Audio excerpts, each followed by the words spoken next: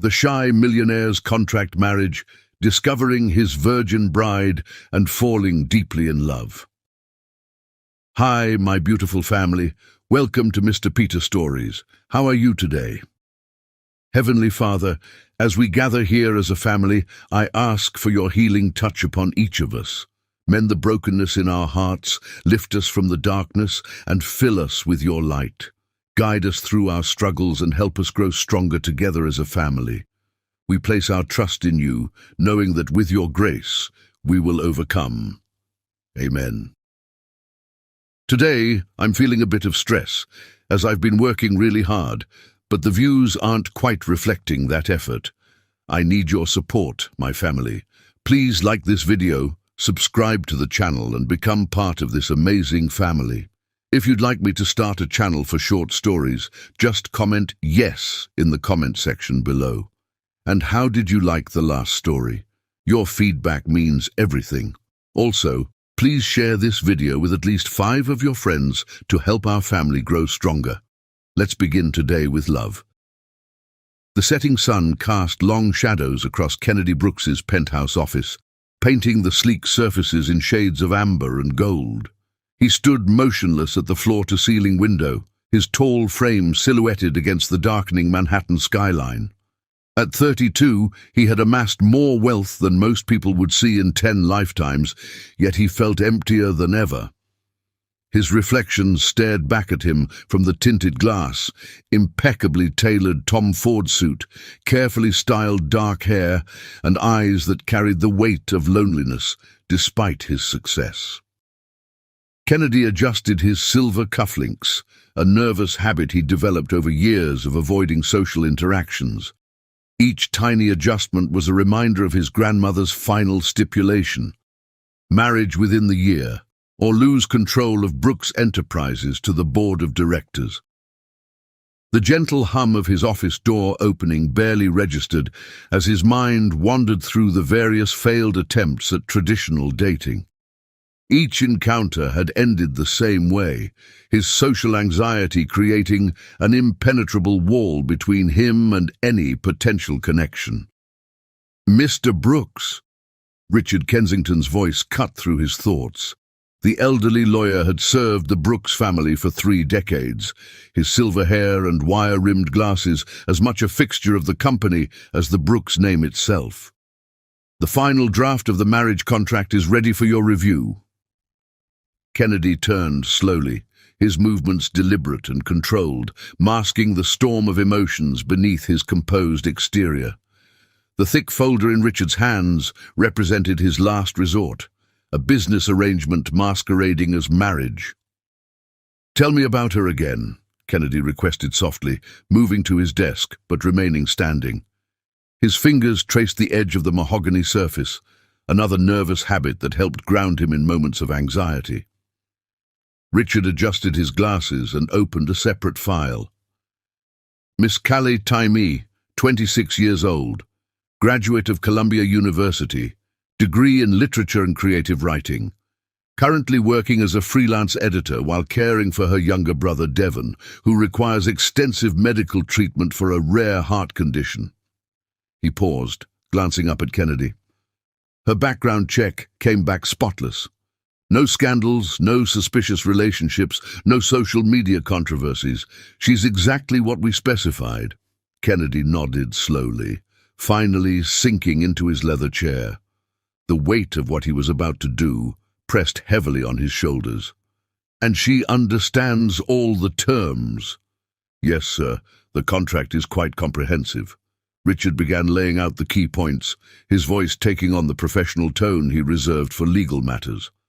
1 year of marriage, minimum. Public appearances as required for business functions. Separate living quarters within your penthouse. No outside romantic relationships during the contract period. Complete discretion regarding the nature of the arrangement. He paused again. "In return, she receives $5 million upon signing, and her brother's medical expenses are covered in full through the Brooks Family Medical Foundation."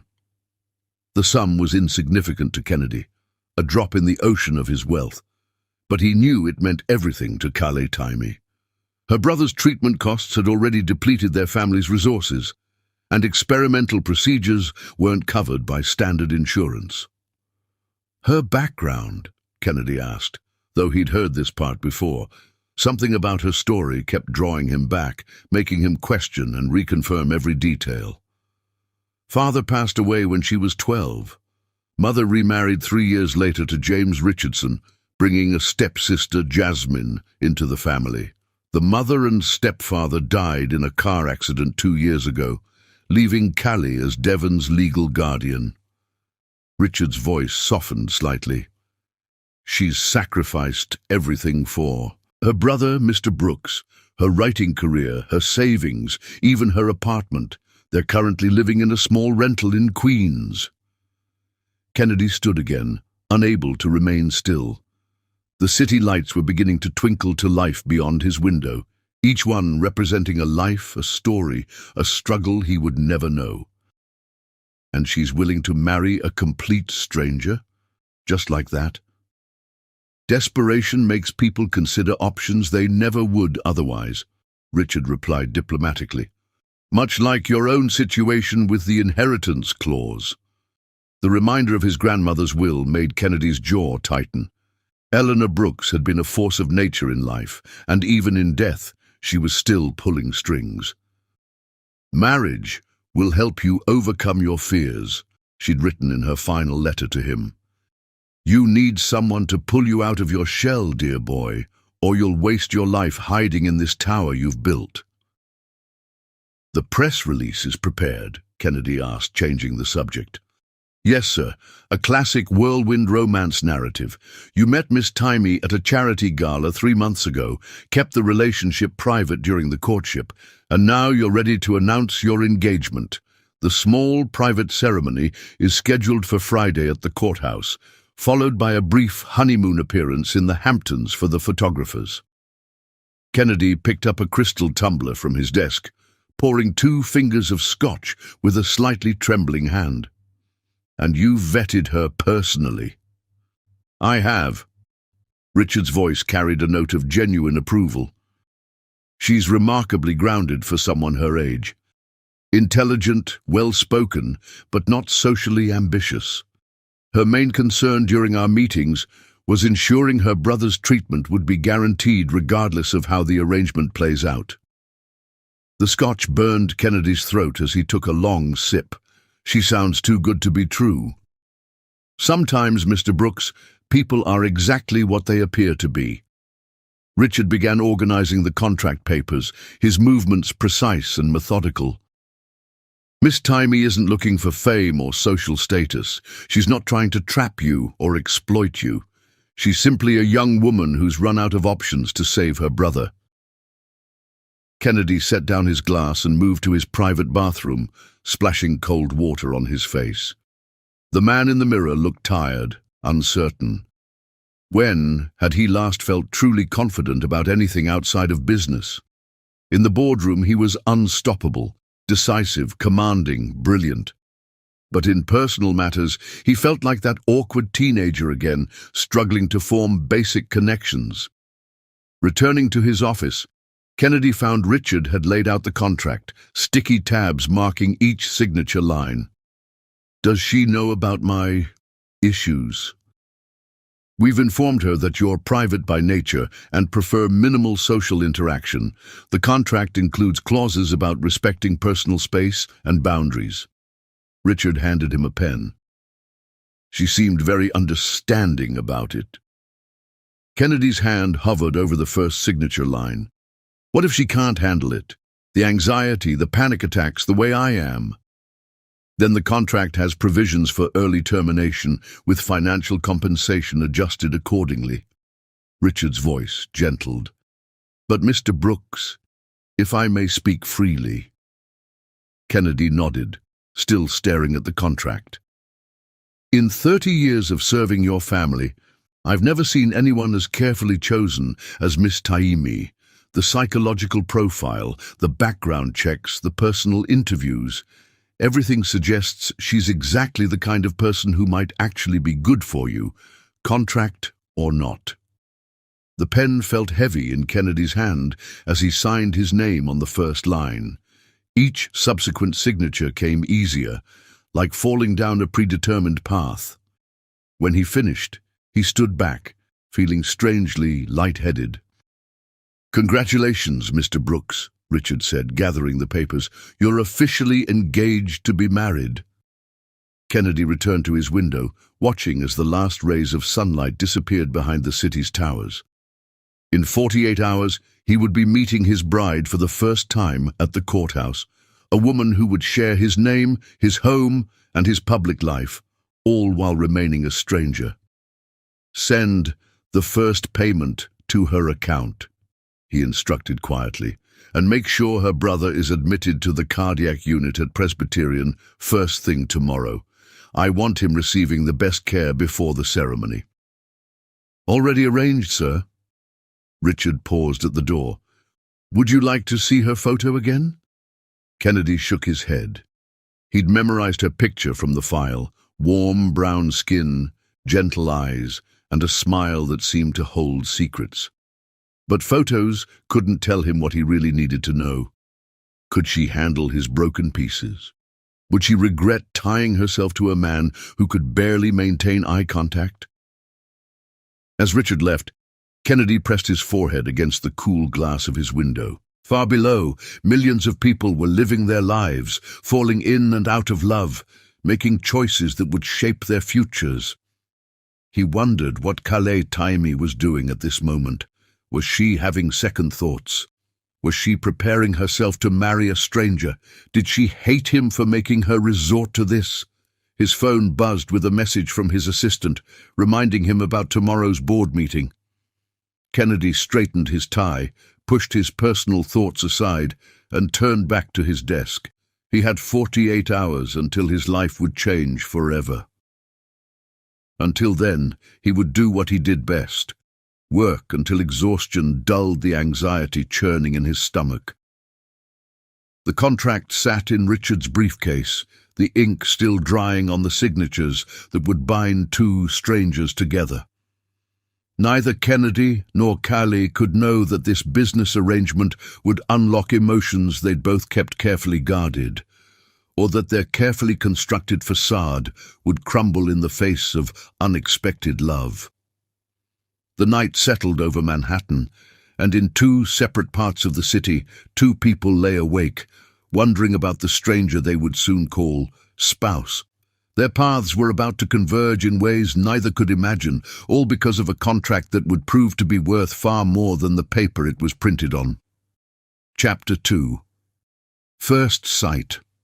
The morning of her wedding day dawned grey and misty, fitting for what Kale Taimi considered more of a business transaction than a celebration of love. She stood in the courthouse bathroom, staring at her reflection in the fluorescent lighting that did no favors for anyone. Her dark curls, usually wild and free, had been carefully pinned back into a sophisticated updo that felt foreign to her touch. The simple white dress she'd chosen hung elegantly on her athletic frame, a modest A-line design that had cost less than she'd spent on textbooks in college. It was beautiful in its simplicity, though a far cry from the wedding gown she'd dreamed of as a little girl. But then again, nothing about this day aligned with those childhood dreams. "You can do this," she whispered to her reflection, adjusting the small pearl earrings that had belonged to her mother. They were her something old, something borrowed, and something real in a day that felt increasingly surreal.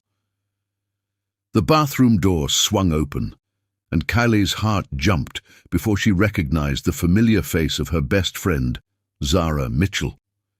"Your future husband's lawyer just arrived," Zara announced, her dark eyes filled with concern. "Are you sure about this, Kay?" "It's not too late to back out." Kale's hands trembled slightly as she smoothed down her dress for the 100th time. "Devon's surgery is scheduled for next week, Z. The doctors say this procedure could change everything for him." She turned to face her friend, chin lifted with determination. "I'd marry the devil himself if it meant saving my brother." Zara moved forward, adjusting one of Kayleigh's curls with gentle fingers. Kennedy Brooks isn't the devil. He's just a billionaire with more money than social skills, according to everything I could find online. She paused, studying her friend's face. But marriage is still marriage, even with a contract. Are you ready to live with a stranger? The question had haunted Callie for weeks, ever since Richard Kensington had approached her with the proposition. She'd researched Kennedy Brooks extensively, of course, or tried to. For a man worth billions, he maintained a surprisingly low profile. No scandals, no Playboy reputation, barely even any paparazzi photos.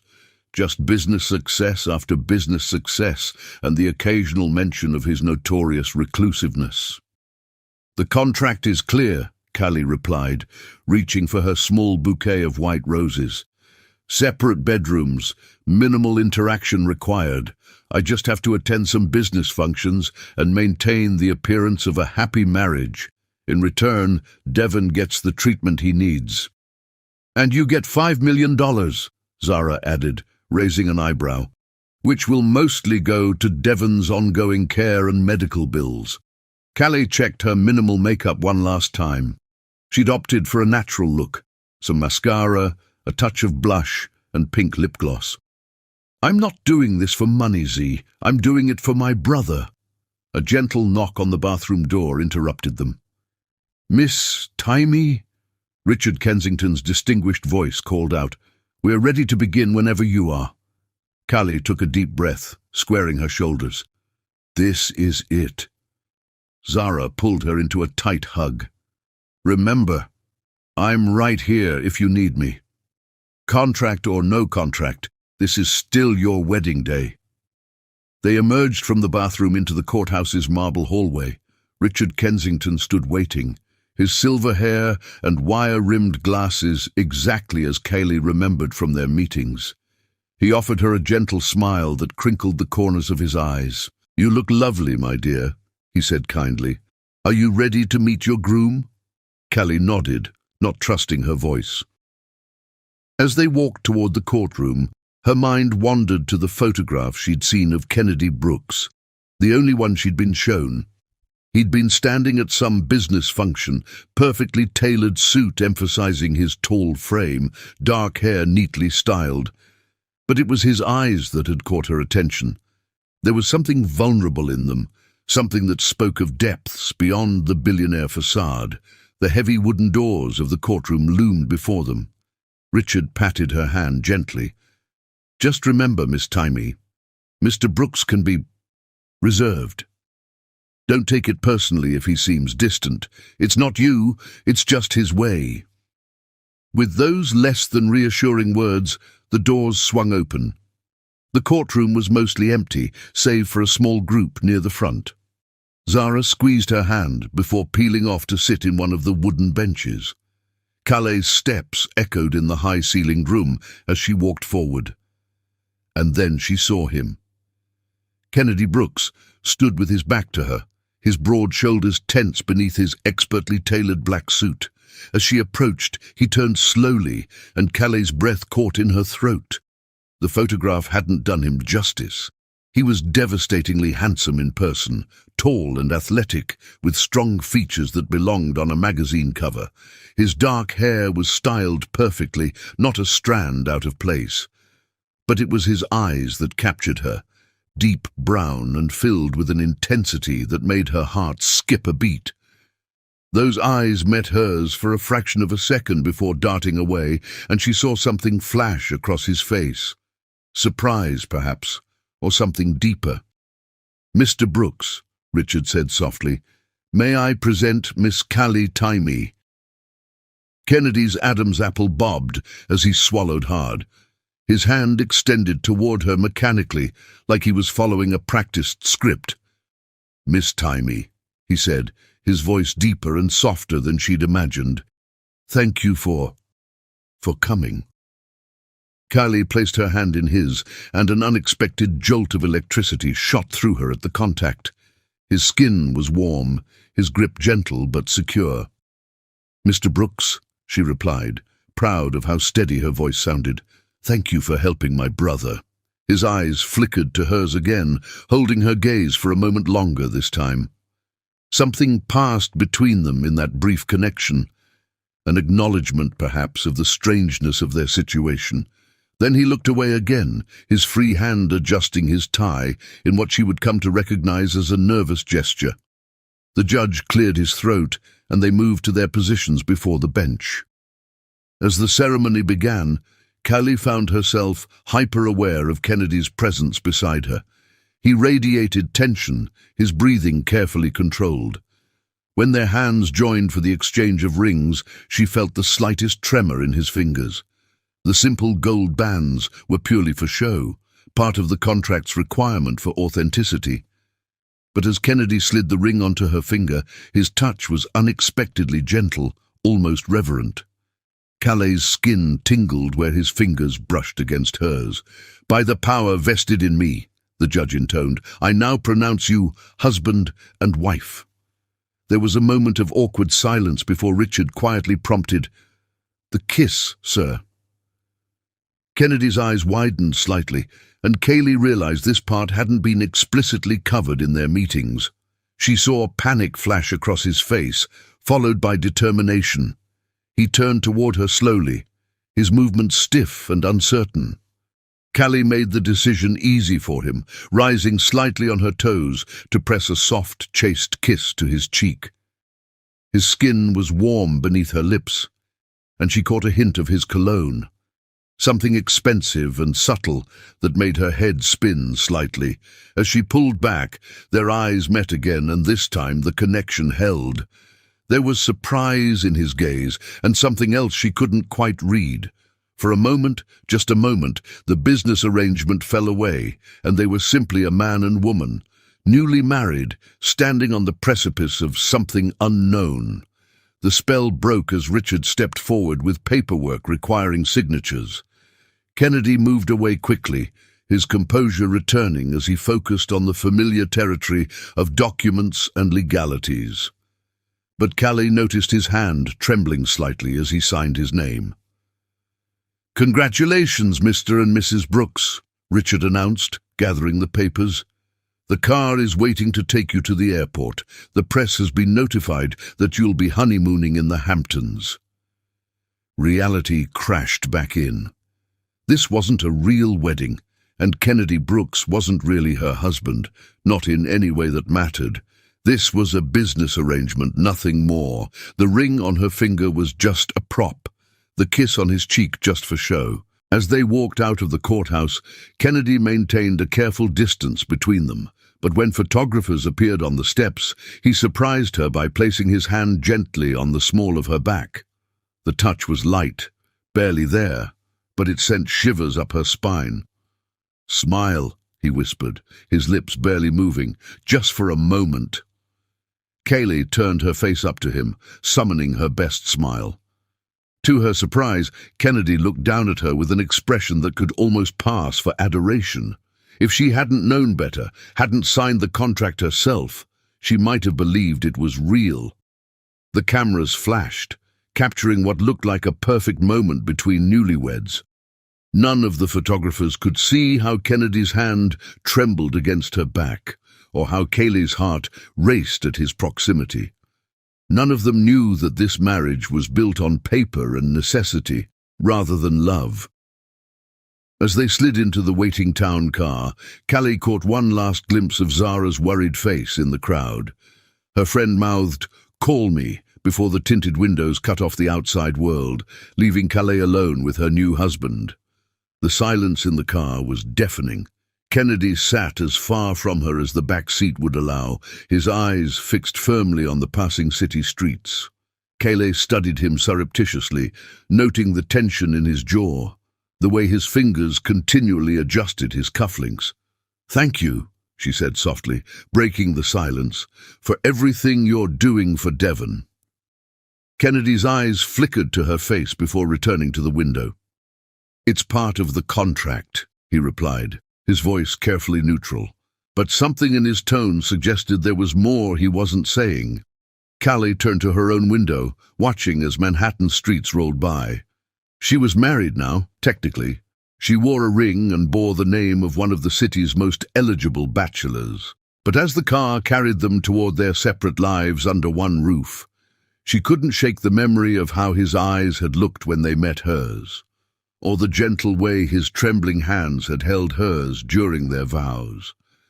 What she didn't know, couldn't know, was that Kennedy was fighting his own battle beside her, fighting the unexpected impact of her presence, the softness of her kiss on his cheek, the way her genuine gratitude for his help with Devon had touched something deep inside him, fighting, most of all, the strange feeling that this business arrangement might become far more complicated than either of them had anticipated.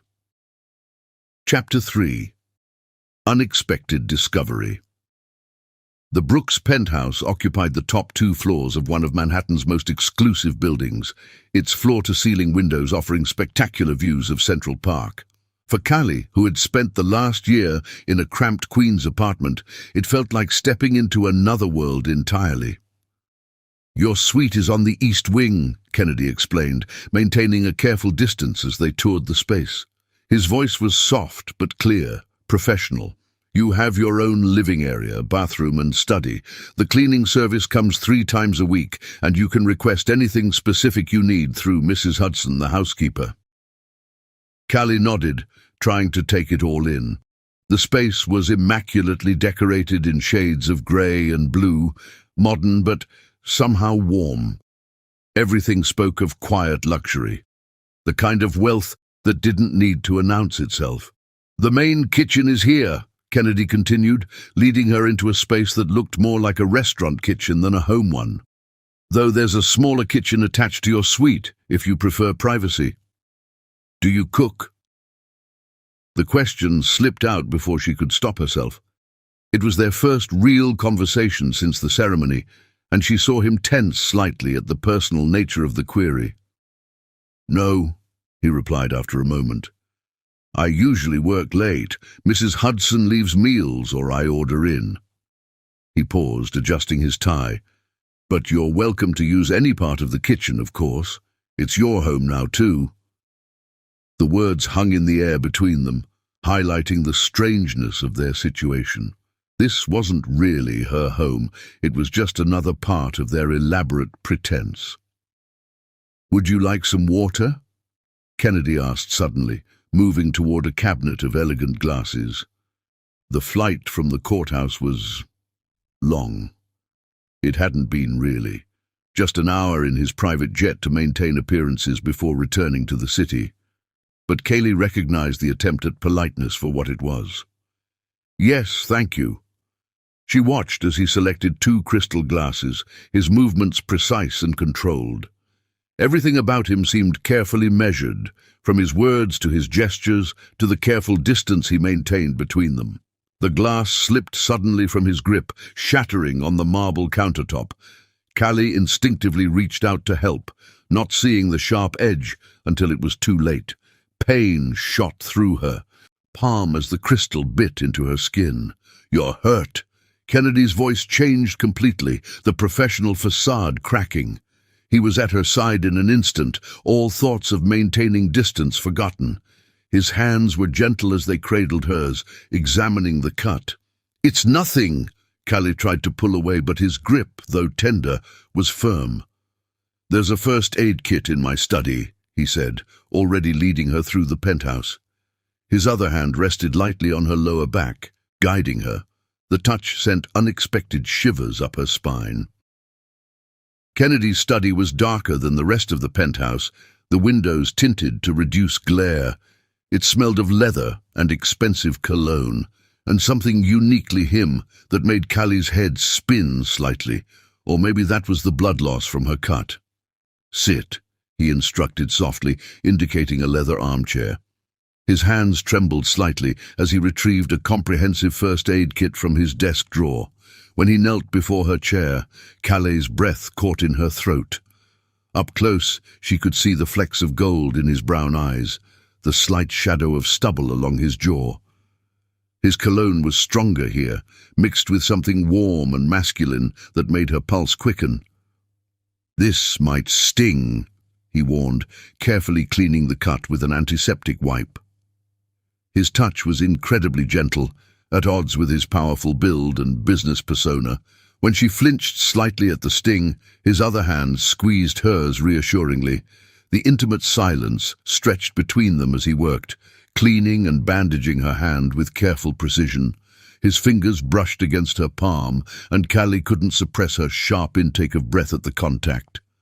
Kennedy froze, his eyes lifting to meet hers. Something shifted in his gaze as he registered her reaction to his touch. His thumb moved experimentally across her palm again, and this time she couldn't hide the way her body responded to the innocent contact. "You've never been with anyone before," he whispered, the realization dawning in his eyes. It wasn't a question.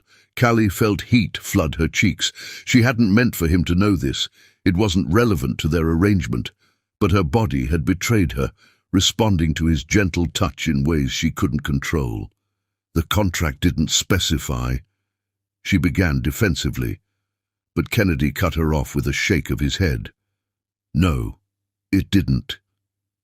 His voice was different now, deeper, filled with something she couldn't quite identify.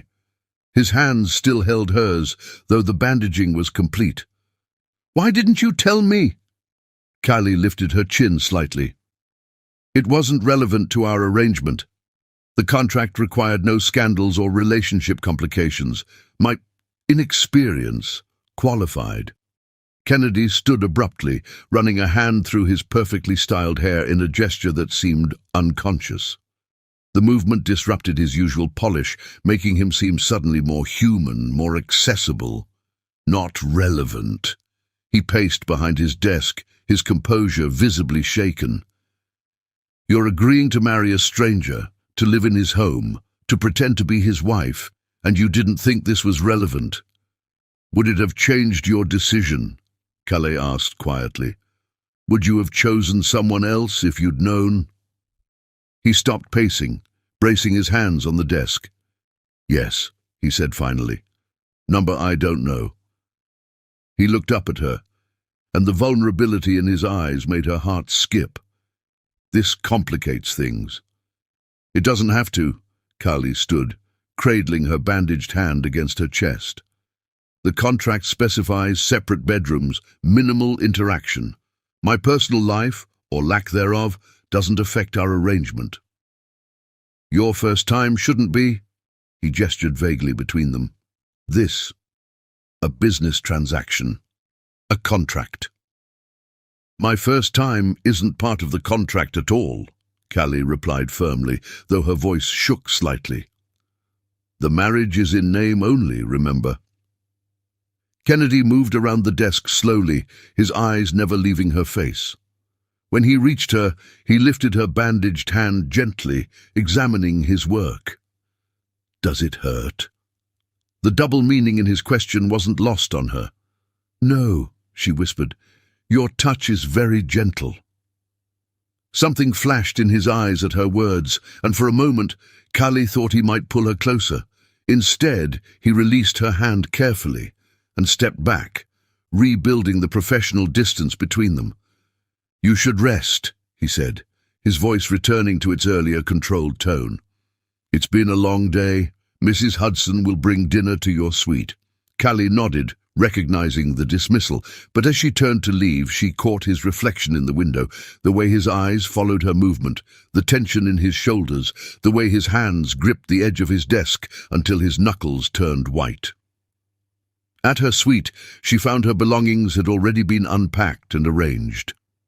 The space was beautiful, decorated in soft creams and blues that somehow matched her aesthetic perfectly. Another sign of Richard Kensington's thorough preparation, she supposed. Sinking onto the plush bed, Callie examined her bandaged hand.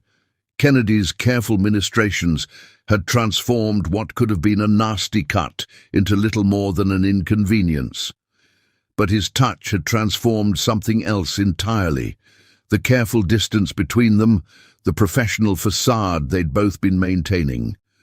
In the master suite across the penthouse, Kennedy Brooks stood at his window, staring unseeing at the city below. His hands still tingled from the feel of her soft skin, his mind replaying her unconscious responses to his touch. The contract had accounted for every possibility except this, the unexpected surge of protectiveness he felt, the way his carefully constructed walls had crumbled the moment he saw her blood. Neither of them slept much that night, too aware of each other's presence in the vast penthouse, too conscious of the way their carefully planned arrangement had suddenly become much more complicated. The contract hadn't prepared them for this. The unexpected chemistry, the hidden vulnerabilities, the way a simple cut could slice through their professional facades and expose the beating hearts beneath. In the darkness of her new room, Calais touched her bandaged hand to her lips, remembering the gentleness of his touch, the intensity in his eyes when he'd realized her secret. Across the penthouse, Kennedy sat in his study, the first aid kit still open on his desk, remembering the soft catch of her breath, the trust in her eyes as he tended to her wound.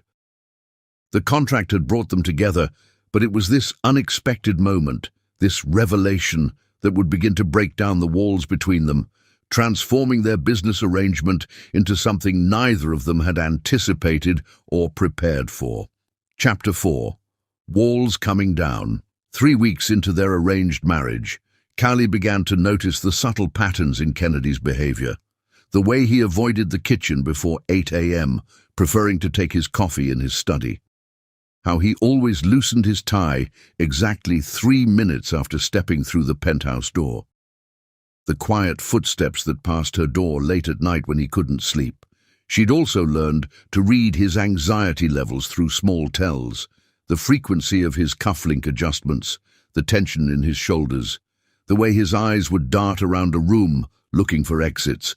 It wasn't something covered in the contract, this growing awareness of him, but she couldn't help cataloguing these details. Tonight, she sat in her private study, attempting to focus on her freelance editing work, but her attention kept drifting to the sounds of Kennedy pacing in his study across the penthouse. The rhythm of his footsteps was erratic, a sure sign that something was bothering him. The intercom buzzed, making her jump. "Mrs. Brooks?" Mrs. Hudson's voice was apologetic. "I'm leaving for the evening, but I wanted to remind you about tomorrow night's charity gala. Your dress has been pressed and is hanging in your closet." The gala, their first major public appearance since the wedding.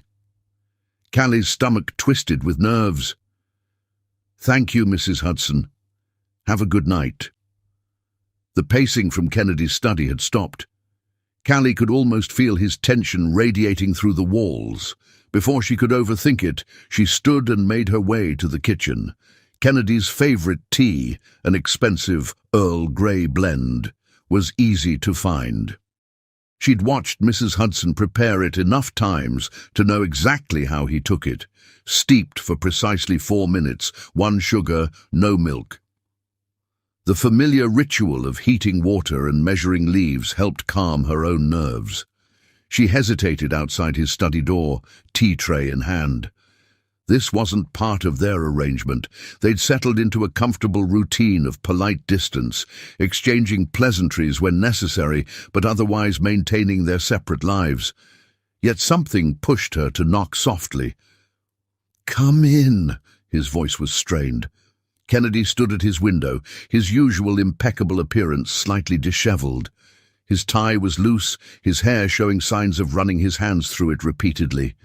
He turned as she entered, surprise flickering across his features. "I thought you might like some tea," Callie said quietly, setting the tray on his desk. "You seemed restless." He stared at the tea service for a long moment. "You know how I take it," he observed, his voice soft with wonder. "I pay attention," she replied simply. Kennedy moved to his desk, picking up the cup with slightly trembling hands. The first sip seemed to relax him marginally. "Thank you," he said, gesturing for her to take a seat if she wished. To both their surprise, she did. "Is it the gala?" she asked gently. watching as he settled into his chair. He nodded, fingers tapping an anxious rhythm on his desk. "Large crowds. They're difficult for me. The board expects me to give a speech." His voice dropped. "I haven't told anyone, but I've been having panic attacks just thinking about it." The admission seemed to surprise him as much as it did her.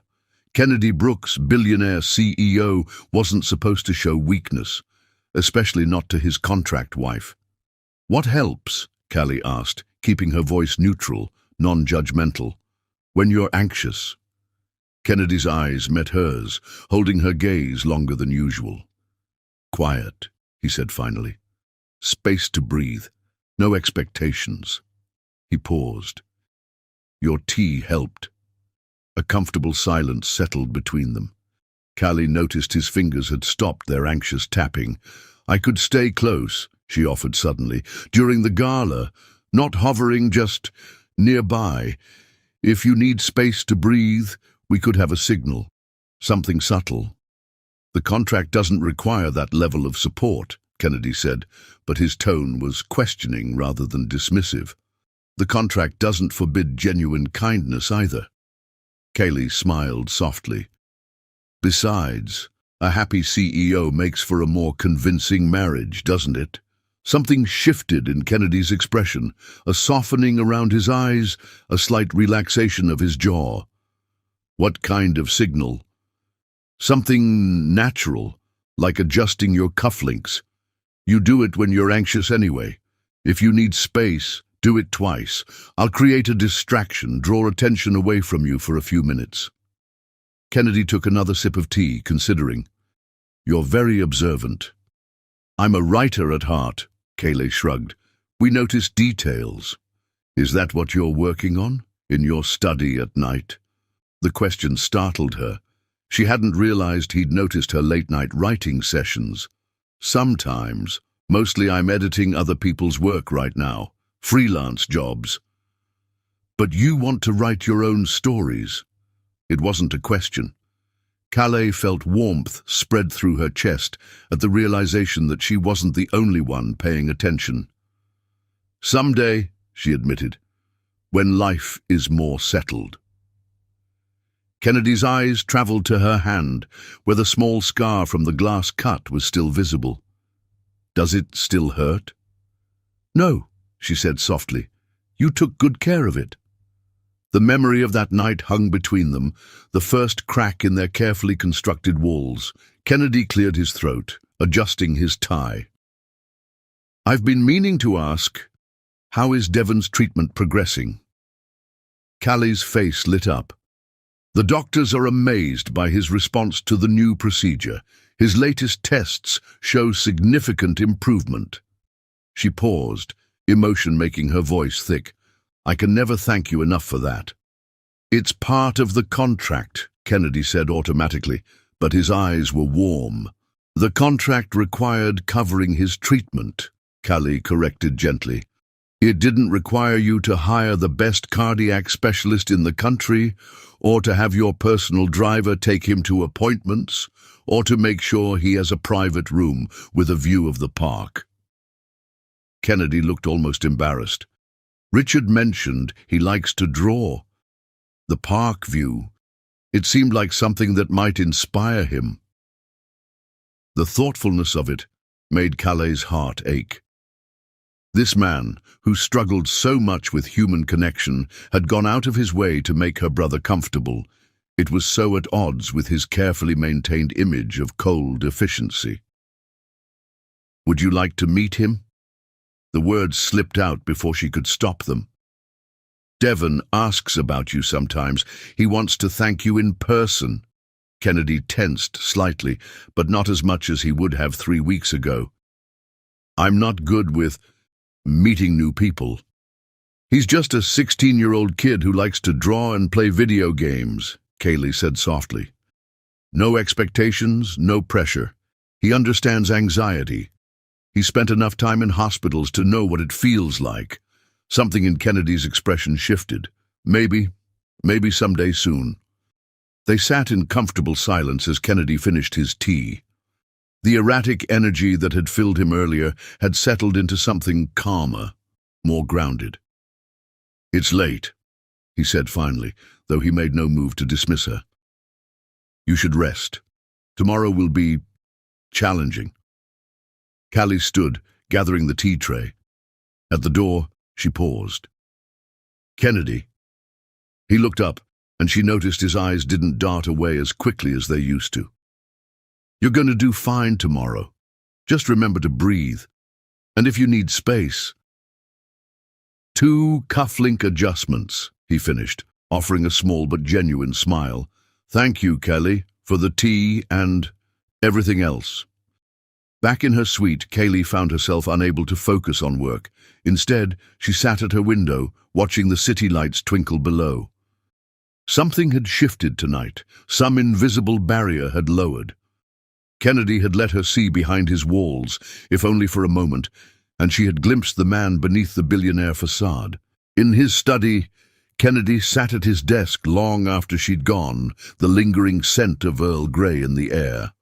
His anxiety about the gala hadn't disappeared, but it had transformed into something more manageable. The thought of Kaylee being nearby, watching for his signal, understanding his needs without judgment, it made the prospect of facing the crowd less daunting. He found himself thinking about Devon, trying to imagine meeting the boy whose life he'd helped save. 3 weeks ago, the very idea would have sent him spiraling into panic. But something was changing. Slowly, but surely. The walls he'd built so carefully were developing hairline cracks. And through those cracks, warmth was beginning to seep in. The contract sat in his desk drawer, its terms clear and professional. But nowhere in those carefully worded pages was there mention of shared tea in the night, of subtle signals invented out of kindness, of walls slowly crumbling beneath the weight of growing trust. As midnight approached, both Kennedy and Callie lay awake in their separate rooms, thinking about the evening's conversation. Neither could have predicted how a simple cup of tea would mark the beginning of a transformation in their relationship, from a business arrangement into something far more complex and precious. The next morning, Calais found a small package outside her door. A collection of premium writing journals and a set of elegant pens. The note simply read, "For someday. K."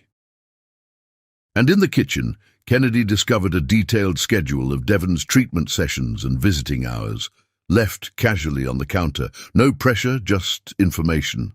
Available if he ever felt ready. Small gestures, tiny cracks in their respective walls.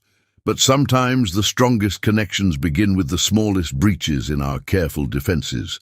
As they prepared separately for the challenges of the coming gala, both felt a subtle shift in the atmosphere of their shared home, less like a stage for their contractual performance, and more like a space where genuine understanding could grow. The contract had brought them together, but it was these unscripted moments that were slowly bridging the gap between arrangement and authenticity. Neither was ready to name the warmth growing between them, but they couldn't deny its presence, as steady and comforting as the scent of Earl Grey in the night. Chapter 5. First Kiss. The charity gala had been a surprising success. Kennedy's speech, delivered with Calais' steady presence nearby, had gone smoothly. Their subtle signal system had worked perfectly, allowing him moments of respite when the crowds became overwhelming. The press had eaten up their apparent devotion to each other, and even the board members had commented on how marriage seemed to be having a positive effect on their usually reclusive CEO. A week later, Callie stood in the penthouse kitchen, humming softly as she prepared dinner. After the gala, something had shifted in their dynamic. Kennedy had started taking occasional meals with her instead of in his study. Their conversations, while still careful, had grown more natural. She'd even caught him smiling, really smiling, when she'd made a particularly bad pun over breakfast. Tonight, she was attempting his favorite pasta dish, one she'd coaxed the recipe for out of Mrs. Hudson. The housekeeper had been delighted by Callie's interest in Kennedy's preferences, sharing little details that helped her understand her contract husband better. Like how he always read poetry late at night when he couldn't sleep, or how he'd never missed sending flowers to his grandmother's grave on her birthday. Thunder rumbled outside as she stirred the sauce, tasting it carefully. A storm had been brewing all day, dark clouds gathering over Manhattan like a brooding giant. The weather matched the restless energy in the air. Something had been building between them since the gala, an unspoken tension that neither was ready to acknowledge. The elevator chimed, announcing Kennedy's return from the office. Callie heard his familiar footsteps, followed by the routine loosening of his tie, but instead of heading to his study, he appeared in the kitchen doorway. "You're cooking," he observed, his voice carrying a note of surprise and something else. Pleasure, maybe. "I thought we could have dinner together," Kaylee said, trying to keep her tone casual. "Unless you have work." "No, Kennedy moved further into the kitchen, drawn by the aromatic sauce. "Is that your favorite? Mrs. Hudson might have mentioned it." Kaylee smiled, stirring the pasta. "I hope I'm doing it justice." Kennedy came closer, peering into the pot. He was still in his suit, his hair slightly damp from the rain outside. Standing this close, Callie could smell his cologne mixed with the fresh scent of rain. It was intoxicating. "It smells perfect," he said softly, and she wasn't sure if he was still talking about the food. A flash of lightning illuminated the kitchen, followed immediately by a deafening crack of thunder. The lights flickered once, twice, and then plunged them into darkness. "Don't move!" Kennedy's voice came from right beside her. "There are candles in the drawer to your left." Callie reached out carefully, her hand brushing against his in the darkness. The contact sent electricity through her that had nothing to do with the storm. She heard his sharp intake of breath, felt him step slightly closer instead of away. Another flash of lightning revealed his face inches from hers, his eyes intense in the brief illumination. In the darkness that followed, she was acutely aware of his presence, the heat radiating from his body, the sound of his slightly uneven breathing. "The drawer," he reminded her, his voice husky. Callie forced herself to focus, finding the drawer and the candles within. Kennedy's phone flashlight clicked on, providing enough light for her to locate matches.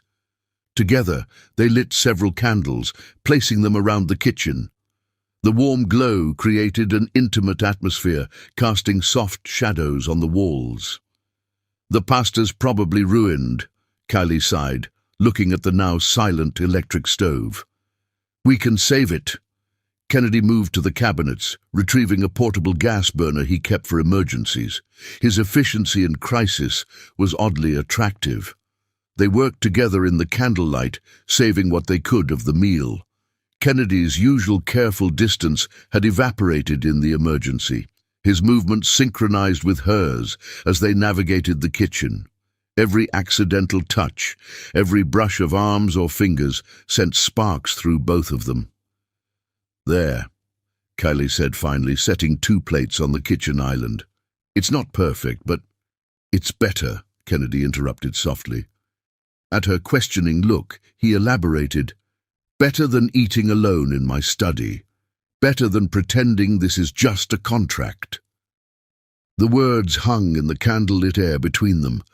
Callie's heart thundered louder than the storm outside. "Kennedy!" "I think I'm falling for you," he admitted, his voice barely a whisper. In the flickering light, she could see the vulnerability in his eyes, the fear of rejection warring with something deeper, something that had been growing since that first night he'd bandaged her hand. Callie stepped closer, drawn by the raw honesty in his voice. "The contract?" "Forget the contract." Kennedy's hand rose to cup her cheek, his touch feather-light, giving her every chance to pull away. "Tell me you don't feel this too."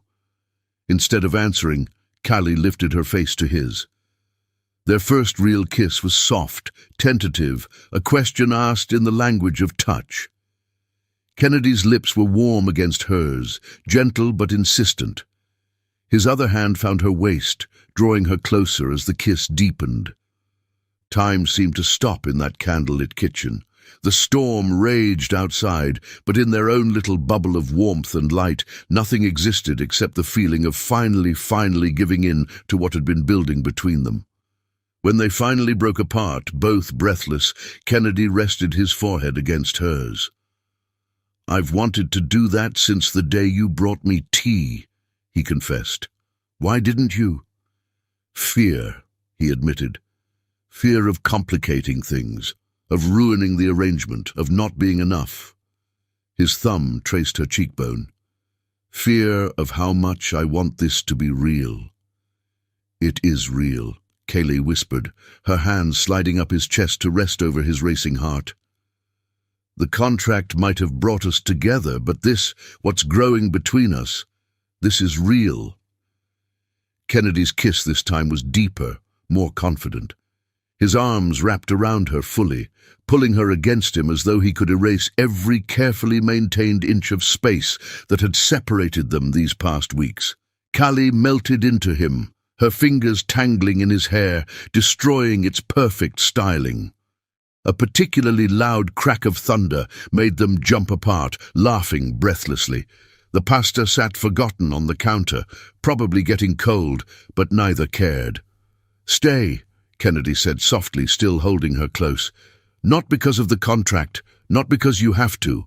Stay because you want to." "I want to," Callie assured him, reaching up to touch his face. "I've been falling for you too, you know. The real you.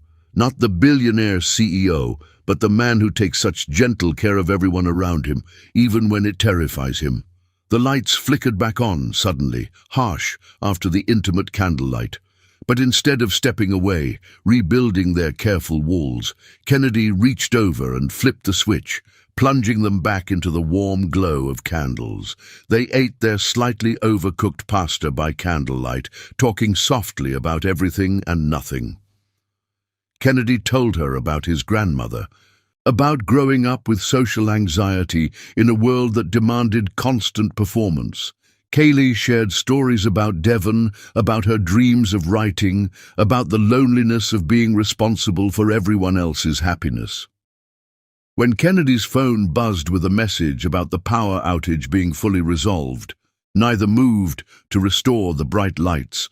Instead, they cleared the dishes together, moving in perfect synchronization, stealing kisses between tasks.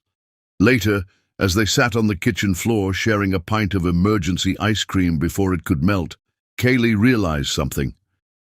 "You haven't adjusted your cufflinks once tonight," she observed. "No anxiety." Kennedy looked surprised, then thoughtful. "I feel calm," he said wonderingly. "With you, I don't need to pretend or perform.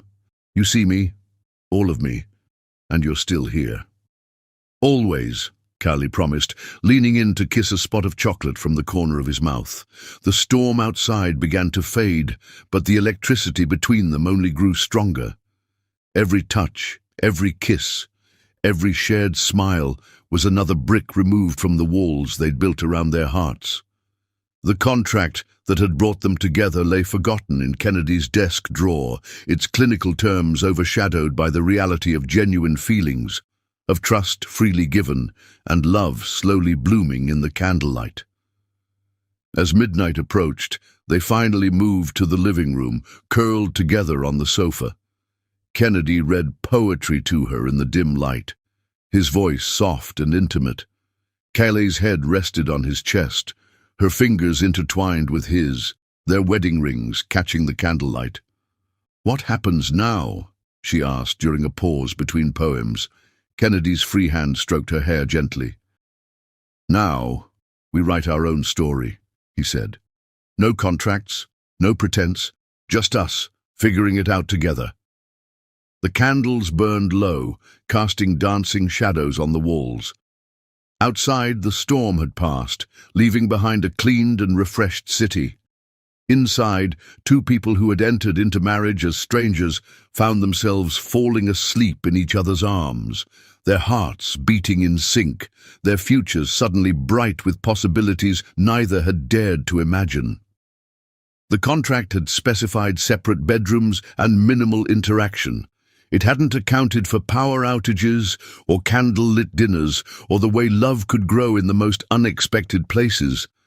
As Kennedy and Kaylee drifted off to sleep, both knew that everything had changed.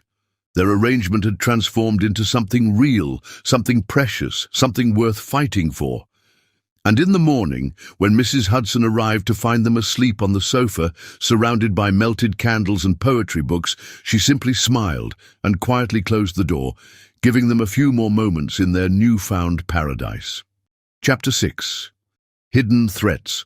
Jasmine Taimi's Manhattan apartment was everything Kaylee's old Queens rental hadn't been: sleek, modern, and purchased with their stepfather's insurance money. She stood at her floor-to-ceiling windows, manicured nails tapping against a crystal wine glass as she scrolled through the latest society page on her tablet. There they were again, Kennedy and Kaylee Brooks, the city's new favorite power couple. The article gushed about their appearance at last night's museum gala, praising Kaylee's grace and Kennedy's obvious devotion to his new wife. The photos showed them in intimate moments, Kennedy's hand protectively at Kaylee's back, Kaylee leaning up to whisper something that made him smile, their fingers intertwined as they walked the red carpet. Jasmine's grip tightened on her wine glass until her knuckles went white. It should have been her. She was the pretty one, the social one, the one who'd spent years cultivating the right connections and attending the right parties. How dare her bookworm stepsister land New York's most eligible bachelor? "It's not fair," she muttered, setting down her empty glass with more force than necessary. The sound echoed in her expensively furnished but empty apartment. Her phone buzzed with a text from her latest boyfriend, some mid-level investment banker whose name she barely remembered. She ignored it, instead opening her laptop to scroll through old photos. Years of carefully documented evidence of her attempts to outshine her stepsister. There, photos from their high school years when Jasmine had made sure Kaylee was never invited to the right parties.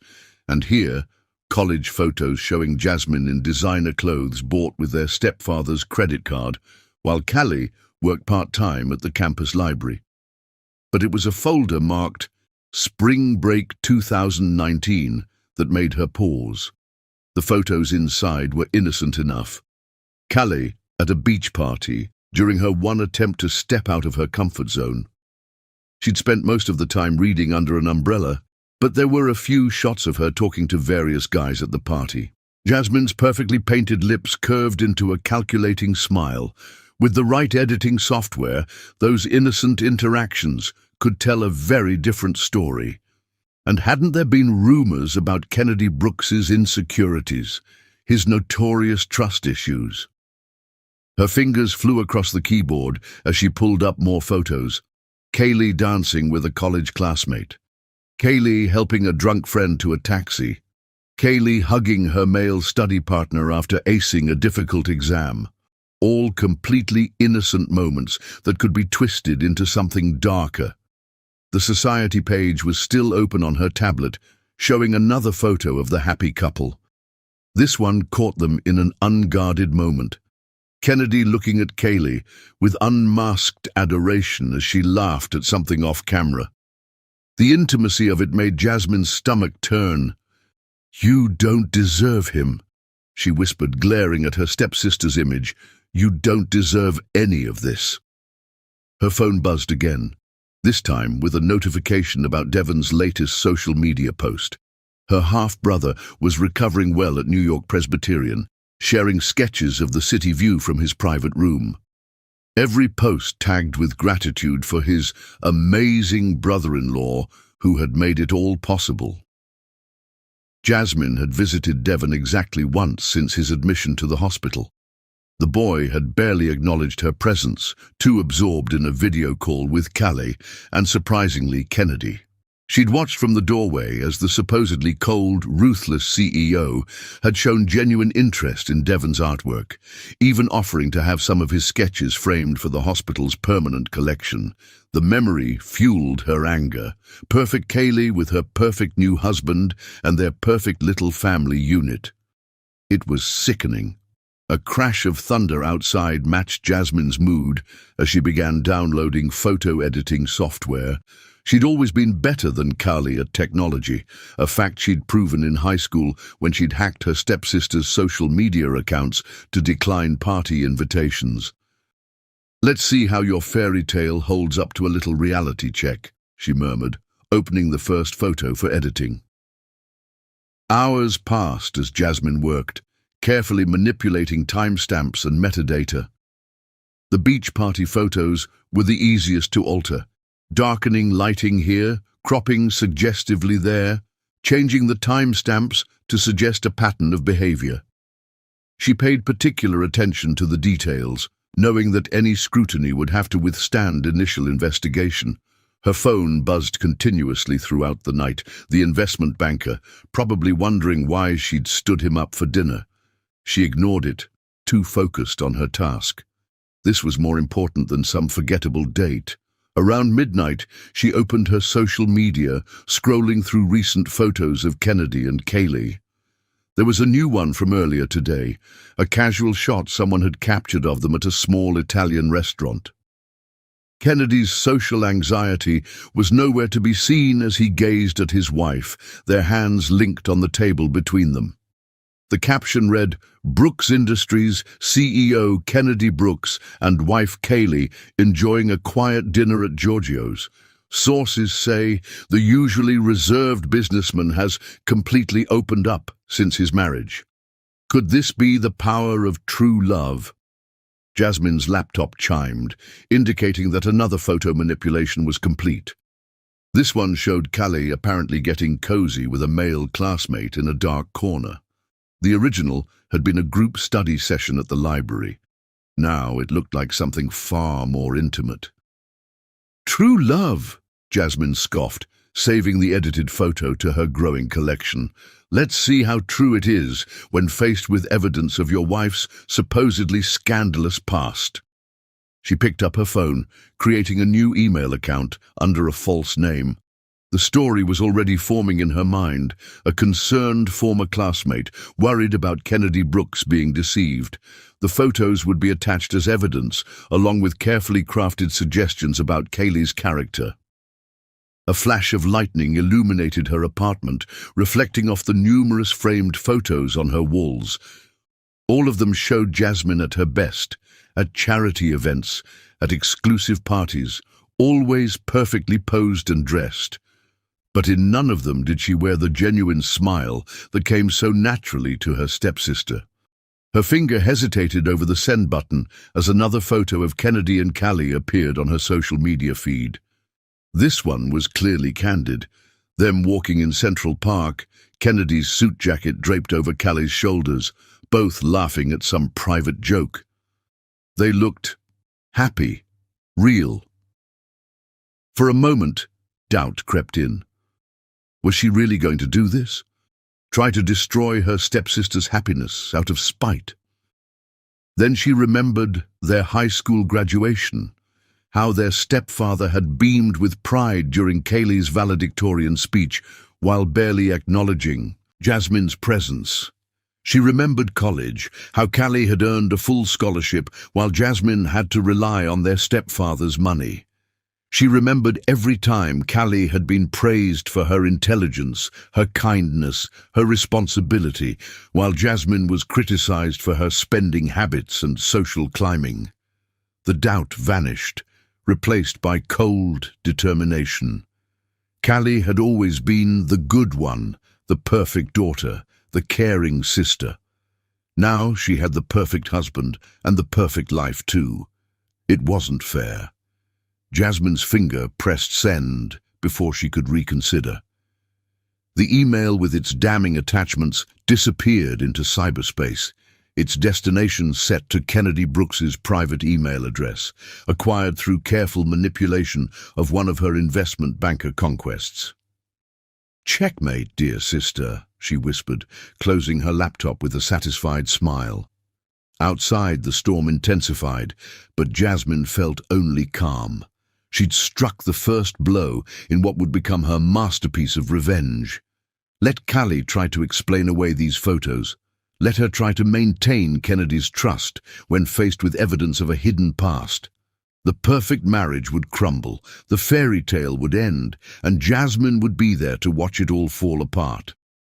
Maybe then, finally, she'd stop feeling like she was living in her stepsister's shadow. What Jasmine couldn't know was that true love, once found, isn't so easily destroyed. The seeds of destruction she'd planted would take root, but they would ultimately strengthen rather than break the bond between Kennedy and Kaylee.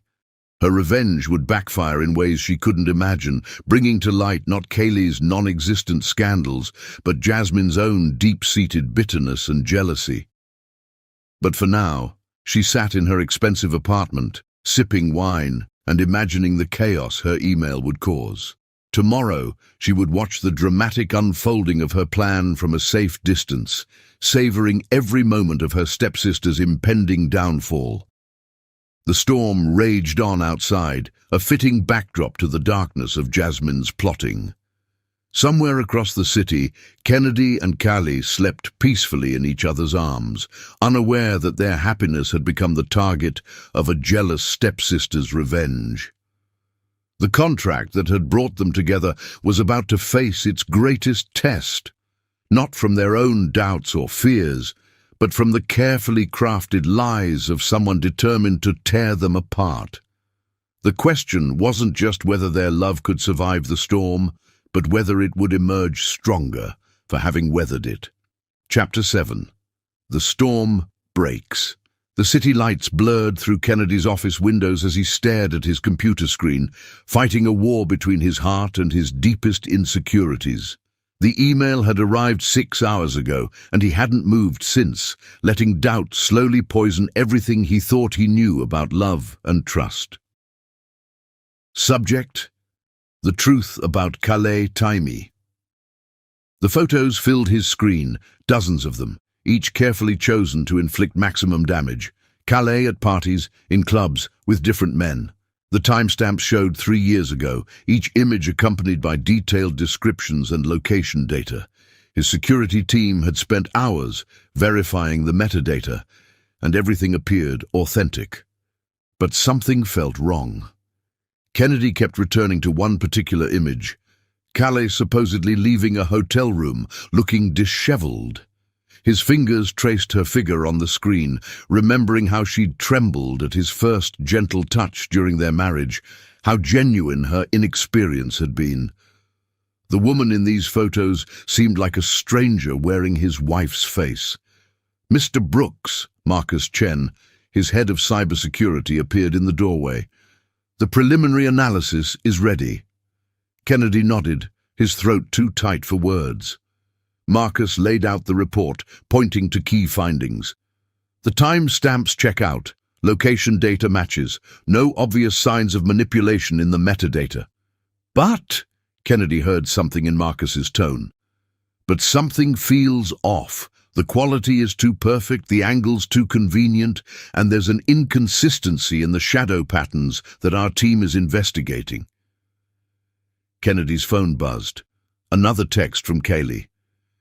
"Made your favorite pasta, Mrs. Hudson's recipe, coming home soon." The simple domesticity of the message made his chest ache. She'd been learning his favorite foods, adapting to his preferences, creating a real home out of their arranged marriage. How could he reconcile that Calais with these images? His grandmother's words echoed in his mind. "You need someone to pull you out of your shell, dear boy." Calais had done more than that. She'd made him believe in himself, in love, in the possibility of happiness beyond contracts and arrangements. "Keep digging," he instructed Marcus. "I want every detail verified." But as the elevator carried him home, doubt crept in like poison. The contract had been specific about scandals and past relationships. If Callie had lied about something this fundamental, The penthouse smelled of garlic and herbs when he arrived. Music played softly from the kitchen, where he could hear Callie humming along. For a moment, he stood frozen, remembering their first kiss in that kitchen, the way she'd brought him tea during anxiety attacks, how she'd created a home out of their business arrangement. His footsteps must have given him away. Callie appeared in the hallway, wearing the apron he'd bought her, smiling until she saw his expression. "Kennedy? What's wrong?" He couldn't speak, couldn't find words. Instead, he moved to his study, knowing she would follow. The photos were already spread across his desk. He'd had his assistant print them before leaving the office. Callie entered the study, her footsteps faltering as she saw what lay on his desk. "What are these?" "You tell me." Kennedy's voice was barely audible. "They arrived today. Anonymous email." She moved closer, picking up one of the photos. Her face went pale. "These are fake," she said immediately, her voice shaking. I've never... The timestamps are authentic," Kennedy interrupted, his anxiety making him retreat behind cold professionalism. "The metadata checks out. 3 years ago, Callie. Multiple men, multiple locations." "No." Callie's hands trembled as she looked through the photos. "That's me at Jessica's beach party. But I was reading most of the time, and this was a study group at the library. Someone's altered them. Kennedy, please. You know me." And he did know her. Knew how she took her coffee, how she read poetry late at night, how she'd never pushed him beyond his comfort zone. Knew the genuine way she'd responded to his touch, the honest vulnerability she'd shown him, but his anxiety was screaming louder than his heart, making him fall back on the safety of legal terms. "The contract specified no scandals," he said, his voice cold to mask the pain. "No complications that could damage the Brooks name." Callie's head snapped up, hurt flashing across her face. "The contract? Is that what this is about? Not trust, not love, but a contract. Was any of it real?" Kennedy asked, unable to meet her eyes. The innocence, the inexperience, was it all part of some elaborate plan? "How dare you?" Callie's voice broke. "After everything we've shared, everything we've built, how dare you believe some anonymous email over me?" She reached for him, but Kennedy stepped back, his walls slamming into place. He couldn't let her touch him, couldn't risk falling back under her spell until he knew the truth. "I need time," he said, turning to the window. "I need to think." "No," Callie's voice was firm despite her tears.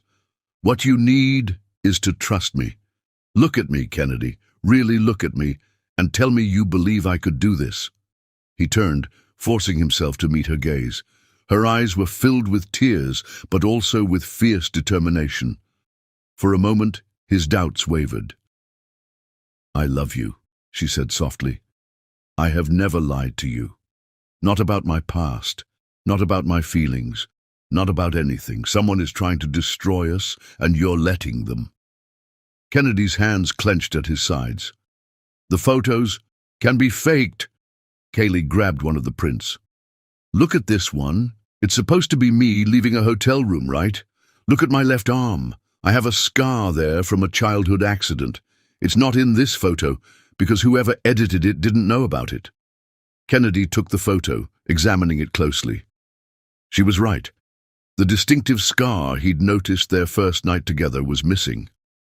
"And this one," Callie continued, her voice stronger now. "The timestamp says June 2019. I was in the hospital with Devon that entire month after his first surgery. Check the records. They're all in the Brooks Foundation files." His phone buzzed, Marcus calling. Kennedy answered mechanically. "Sir," Marcus's voice was urgent, "we found something. The shadow anomalies. They're consistent with professional photo manipulation. Someone edited these images extensively and then artificially aged the metadata to make them appear authentic." Kennedy's heart stopped. "How sure are you?" 100%. We're tracing the email origin now, but, sir, these photos are definitely fake, professionally altered, but fake. The phone slipped from Kennedy's grip. He looked at Kaylee, really looked at her, and saw the truth he should have trusted from the beginning. But it was too late. She was already moving toward the door, wiping tears from her cheeks. "You should have trusted me," she said quietly. "The man I fell in love with, the one who reads me poetry at midnight and brings me coffee every morning, he would have trusted me." "Calais, please." "I'll be at Devon's," she cut him off. "When you remember who we are to each other, who we really are, not what some contract says we should be, you know where to find me." The door closed behind her with a soft click that felt louder than a slam. Kennedy sank into his chair, surrounded by the lies that had nearly destroyed everything he held dear. His phone buzzed again, Richard Kensington calling with news that would reveal Jasmine's involvement, but at that moment, none of it mattered. He had let his insecurities poison the most beautiful thing in his life, had chosen doubt over trust, fear over love, contracts over connection. And now, watching the love of his life walk away, Kennedy Brooks realized that sometimes the greatest threats to happiness come not from external forces, but from our own inability to believe in something greater than our fears. Chapter 8. Betrayal Unveiled.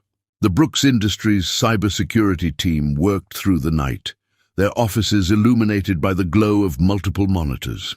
Kennedy hadn't left since Callie's departure, his suit jacket discarded, tie loose as he watched them work.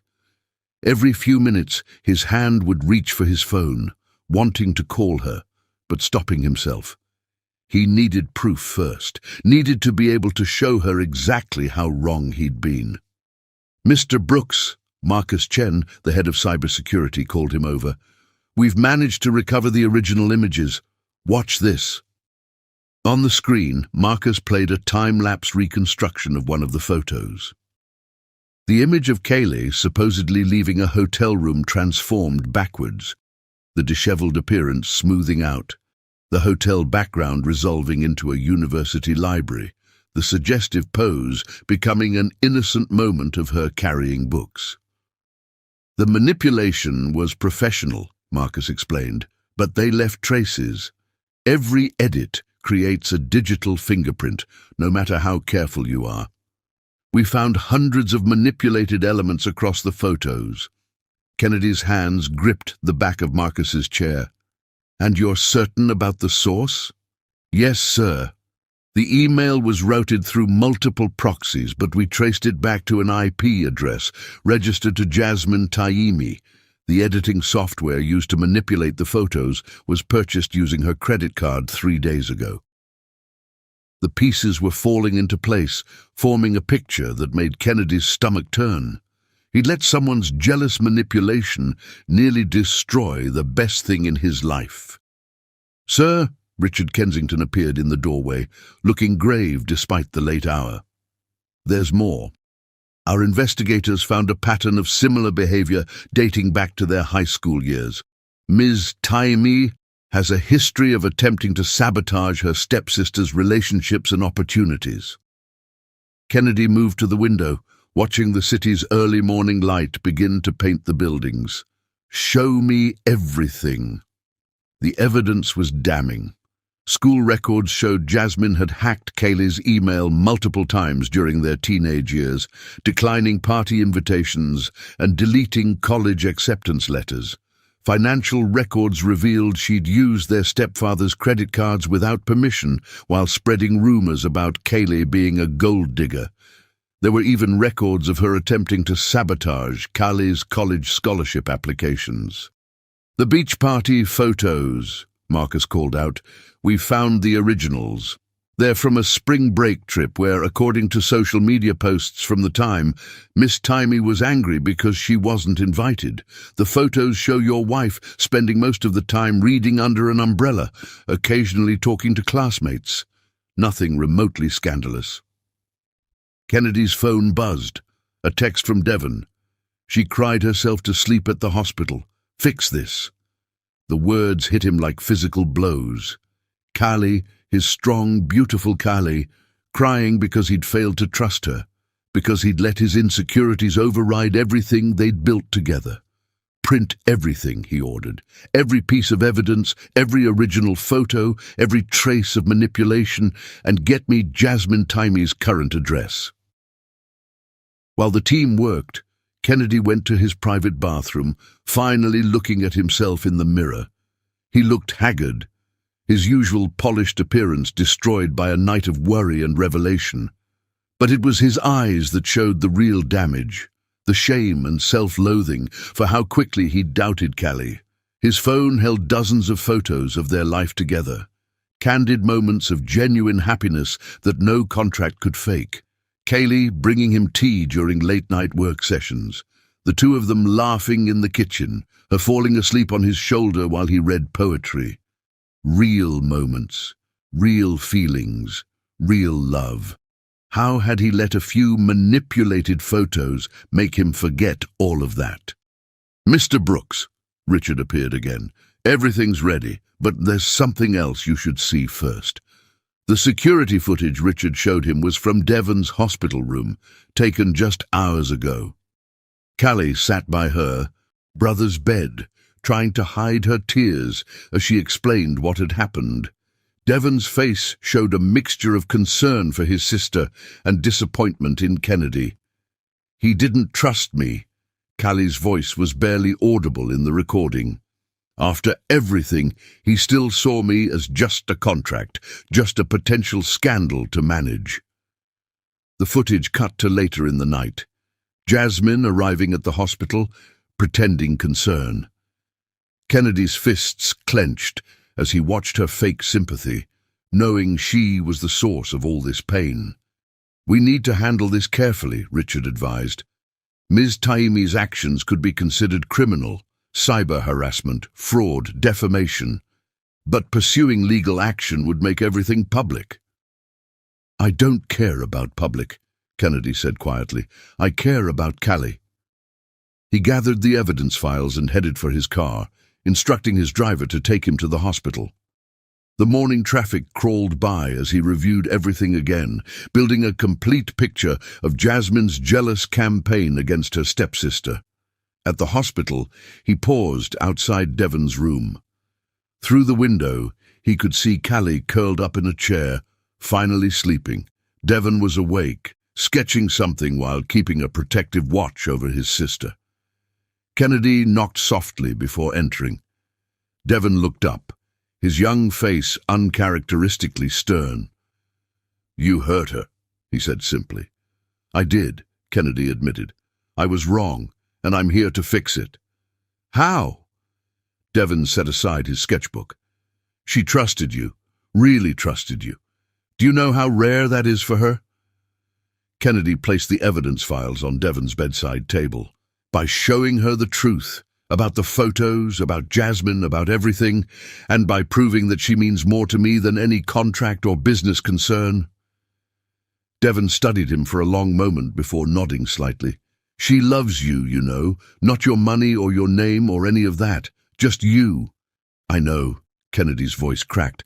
"I love her too, more than I knew was possible." Callie stirred in her chair, her eyes fluttering open. When she saw Kennedy, a mix of emotions crossed her face: love, hurt, uncertainty. "Callie," he moved toward her, dropping to his knees beside her chair. "I'm sorry. I'm so sorry. I was wrong. And I can prove it." He spread out the evidence, the reconstructed photos showing their innocent origins, the proof of Jasmine's manipulation, the long history of her jealous sabotage. Callie's hands shook as she went through it all, tears forming in her eyes. "She was always jealous," she whispered, "but I never thought she'd go this far." "I should have trusted you." Kennedy took her hands in his. "Not the photos, not the contract, not my own insecurities. You, the woman who brings me tea when I'm anxious, who understands my silence, who loves me despite all my broken pieces." Callie's fingers tightened around his. "I was so hurt that you could think." "I know." I let my fears override my heart. But Callie, what we have, it's more than any contract could ever encompass. It's real and precious, and I almost lost it because I forgot to trust in that reality. Devon quietly wheeled himself to the other side of the room, giving them privacy while still maintaining his protective presence. "I love you," Kennedy continued, his voice raw with emotion. "Not because of a contract or an arrangement, but because you make me better. You make me want to be better. Please give me the chance to prove that to you every day for the rest of our lives." Callie looked at the evidence again, particularly the reconstruction of the beach photos. "She really went to all this trouble just to hurt me? She couldn't stand seeing you happy," Kennedy explained. "But we don't have to let her win. We don't have to let anyone or anything come between us again." Callie's free hand came up to cup his cheek, her touch so gentle it made his heart ache. "Promise me," she whispered. "Promise me you'll trust in us, in what we've built together." "I promise." Kennedy turned his face to kiss her palm. "No more contracts, no more doubts. Just us, just love, just truth." From his corner, Devon smiled slightly, returning to his sketching. The morning sun streamed through the hospital windows, painting the room in warm light as Kennedy and Callie began the process of healing, of rebuilding the trust that had been shaken but not broken. Outside the hospital room, unnoticed by any of them, Jasmine stood watching through the window. Her carefully crafted plan had failed, her manipulation exposed. But as she turned to leave, her phone already out to warn her lawyer, she didn't realize that her actions had ultimately strengthened the very relationship she'd tried to destroy. The contract that had brought Kennedy and Callie together lay forgotten in his study, its terms meaningless in the face of their real commitment to each other. Love, they were learning, couldn't be bound by paper or threatened by lies. It lived in trust, in forgiveness, in the choice to believe in each other despite all evidence to the contrary. And in that hospital room, surrounded by proof of betrayal but choosing to focus on love, Kennedy and Callie found their way back to each other, stronger for having weathered the storm, more committed for having faced their fears, more in love for having chosen trust over doubt. Chapter 9. Too late. The penthouse felt cavernous in its emptiness, each room echoing with memories of what they'd built together. Kennedy stood in Callie's study, surrounded by the life she'd carefully crafted here. Books arranged by genre and color, sticky notes marking favorite passages, half-finished manuscripts scattered across her desk. The legal papers in his hand felt heavy. Jasmine's actions had warranted criminal charges, cyber harassment, fraud, defamation. The Brooks Industries legal team had built an airtight case against her. But when they'd gone to serve the papers, they'd found her apartment empty, a hastily booked flight to Monaco her last trace. That should have been the end of it. They had proven the photos were fake, exposed Jasmine's jealous manipulation, cleared Callie's name completely. Kennedy had apologized, had promised to trust her, had chosen love over doubt. But something fundamental had broken between them. It wasn't that Callie hadn't forgiven him. She had. With the same grace she showed in everything. She'd understood his reaction to the photos, acknowledged how convincing Jasmine's manipulation had been. But in the days that followed, something had changed in her eyes when he mentioned the contract or their arrangement. Each reference to their legal agreement, no matter how casual, had made her withdraw slightly. Kennedy hadn't noticed at first, too relieved by her forgiveness to see how his continued reliance on contractual terms was slowly eroding her faith in their reality. The note lay on her desk where he'd found it this morning. "I thought you knew me. I thought what we had was real. I was wrong." His hands shook as he picked it up again, reading the words that had shattered his world. Below them, in smaller writing, "Devon's medical bills are paid. The contract is fulfilled. You're free." The past week played through his mind in agonizing detail. Callie had been quieter, spending more time in her study. He'd assumed she was working on her writing, giving them both space to heal from the photo incident. Now he recognized the signs. She'd been preparing, slowly disentangling their lives. Her disappearance had been methodically planned. Devon had been discharged from the hospital yesterday, his treatment fully paid through the Brooks Foundation. The boy's art supplies and personal items had been quietly moved out over several days, something Kennedy only now realized as he looked at the empty spaces in the penthouse. Kennedy's phone buzzed. Richard Kensington calling again. "Any news?" "Nothing concrete, sir." Richard's voice was gentle. "Her credit cards haven't been used since last week. Her phone is turned off. The private investigators are checking every hotel in the city, but she's too smart for that," Kennedy finished. He knew Kayleigh well enough to know that if she wanted to disappear, she would do it thoroughly. "Sir," Richard hesitated, "the board is asking about the situation. Given the terms of your grandmother's will—" "I don't care about the will," Kennedy snapped. Then softer, "I'm sorry, Richard. I need to find her." "I understand, sir. But perhaps she needs time. The past few days, whenever you mentioned the contract—" Kennedy closed his eyes, remembering how Kayleigh had flinched slightly at each reference to their arrangement. He hadn't seen it then, too caught up in legal proceedings against Jasmine, to notice how his words were slowly pushing away the woman he loved. His security team had tracked her movements over the past week. She'd been systematic, closing her personal bank accounts, redirecting her freelance work emails, quietly packing the essentials while he was at the office. The only thing she'd left untouched was the money from their contract. A notification lit up his phone, an alert from his bank. The breath left his lungs as he read it. $5 million had just been returned to his account, the exact amount specified in their original contract. This was Kayleigh's final statement. By returning the money, she was declaring their arrangement completely over.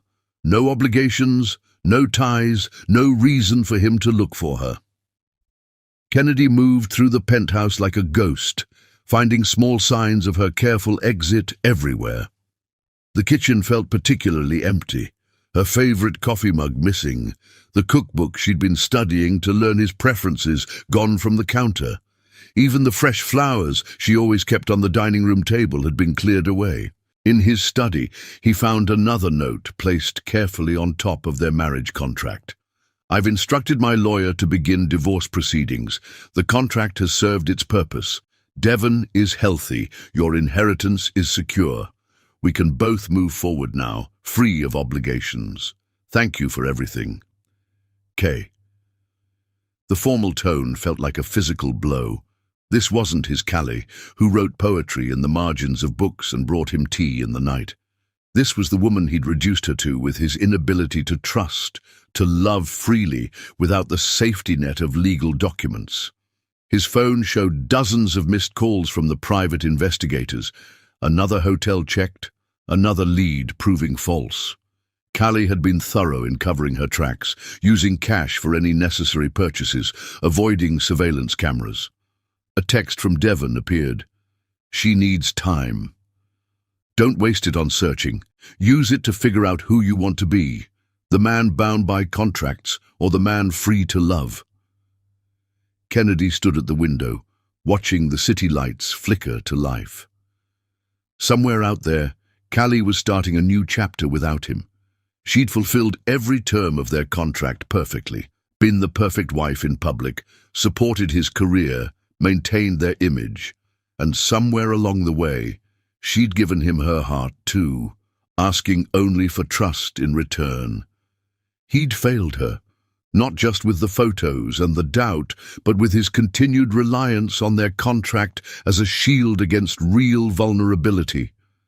Every time he'd mentioned their arrangement after the photo incident, he'd been unknowingly reinforcing her fears that their love wasn't real enough to stand on its own.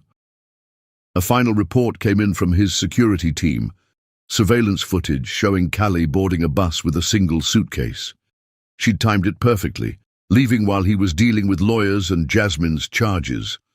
Even in leaving, she'd been considerate of his feelings, choosing a quiet exit over a confrontation.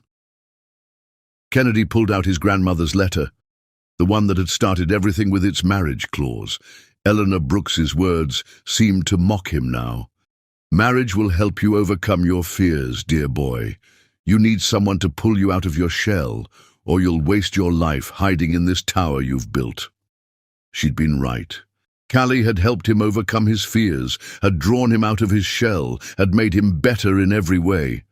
And he'd repaid her by hiding behind legal documents instead of embracing the real love they'd found.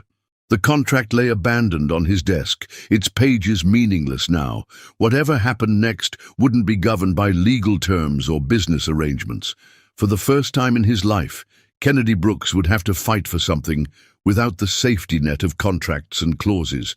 But first, he had to understand, not where Kaylee had gone, but why she'd felt she needed to leave. Only then could he hope to prove to her, and to himself, that their love was stronger than any paper that had brought them together. As night fell over the city, Kennedy sat in her study, surrounded by the pieces of their life together, finally understanding that sometimes the greatest distance isn't measured in miles, but in the space between arrangement and authenticity, between contract and love. Chapter 10. The Search. Kennedy's social anxiety screamed at him to stay in his penthouse, to let the private investigators handle the search, but his heart drove him forward, pushing him to visit every place that held meaning in their relationship. Each location was a battle between his fears and his love for Kaylee. The Italian restaurant where they'd had their first public dinner, where she'd noticed his anxiety and created subtle signals to help him cope. The maitre d' remembered them, but hadn't seen Kaylee. "You were different with her, Mr. Brooks," he observed. "More relaxed, more yourself." The hospital wing where Devon had been treated, now empty of both siblings. The nurses spoke warmly of Callie's dedication to her brother and of Kennedy's unexpected involvement in the boy's care. "She made you human to us," one nurse said quietly. "Not just a name on a donation plaque." Every step was a challenge for Kennedy. His usual shield of wealth and power meant nothing in this search. He had to talk to people directly, had to push through his anxiety to ask questions, to show his vulnerability. The bookstore, where they'd spent countless evenings, was his next stop. The elderly owner, Mrs. Chen, looked up as he entered. Her usual smile faded slightly. "I wondered when you'd come." Kennedy's heart jumped. "Have you seen her?" "No," Mrs. Chen came around the counter. "But I know, Callie. This place, it means something to both of you." She led him to their usual corner, where two worn armchairs sat facing each other. On the small table between them lay a familiar book of poetry, the same collection they'd been reading the night of their first kiss. "She was here yesterday," Mrs. Chen admitted. "Left this for safekeeping.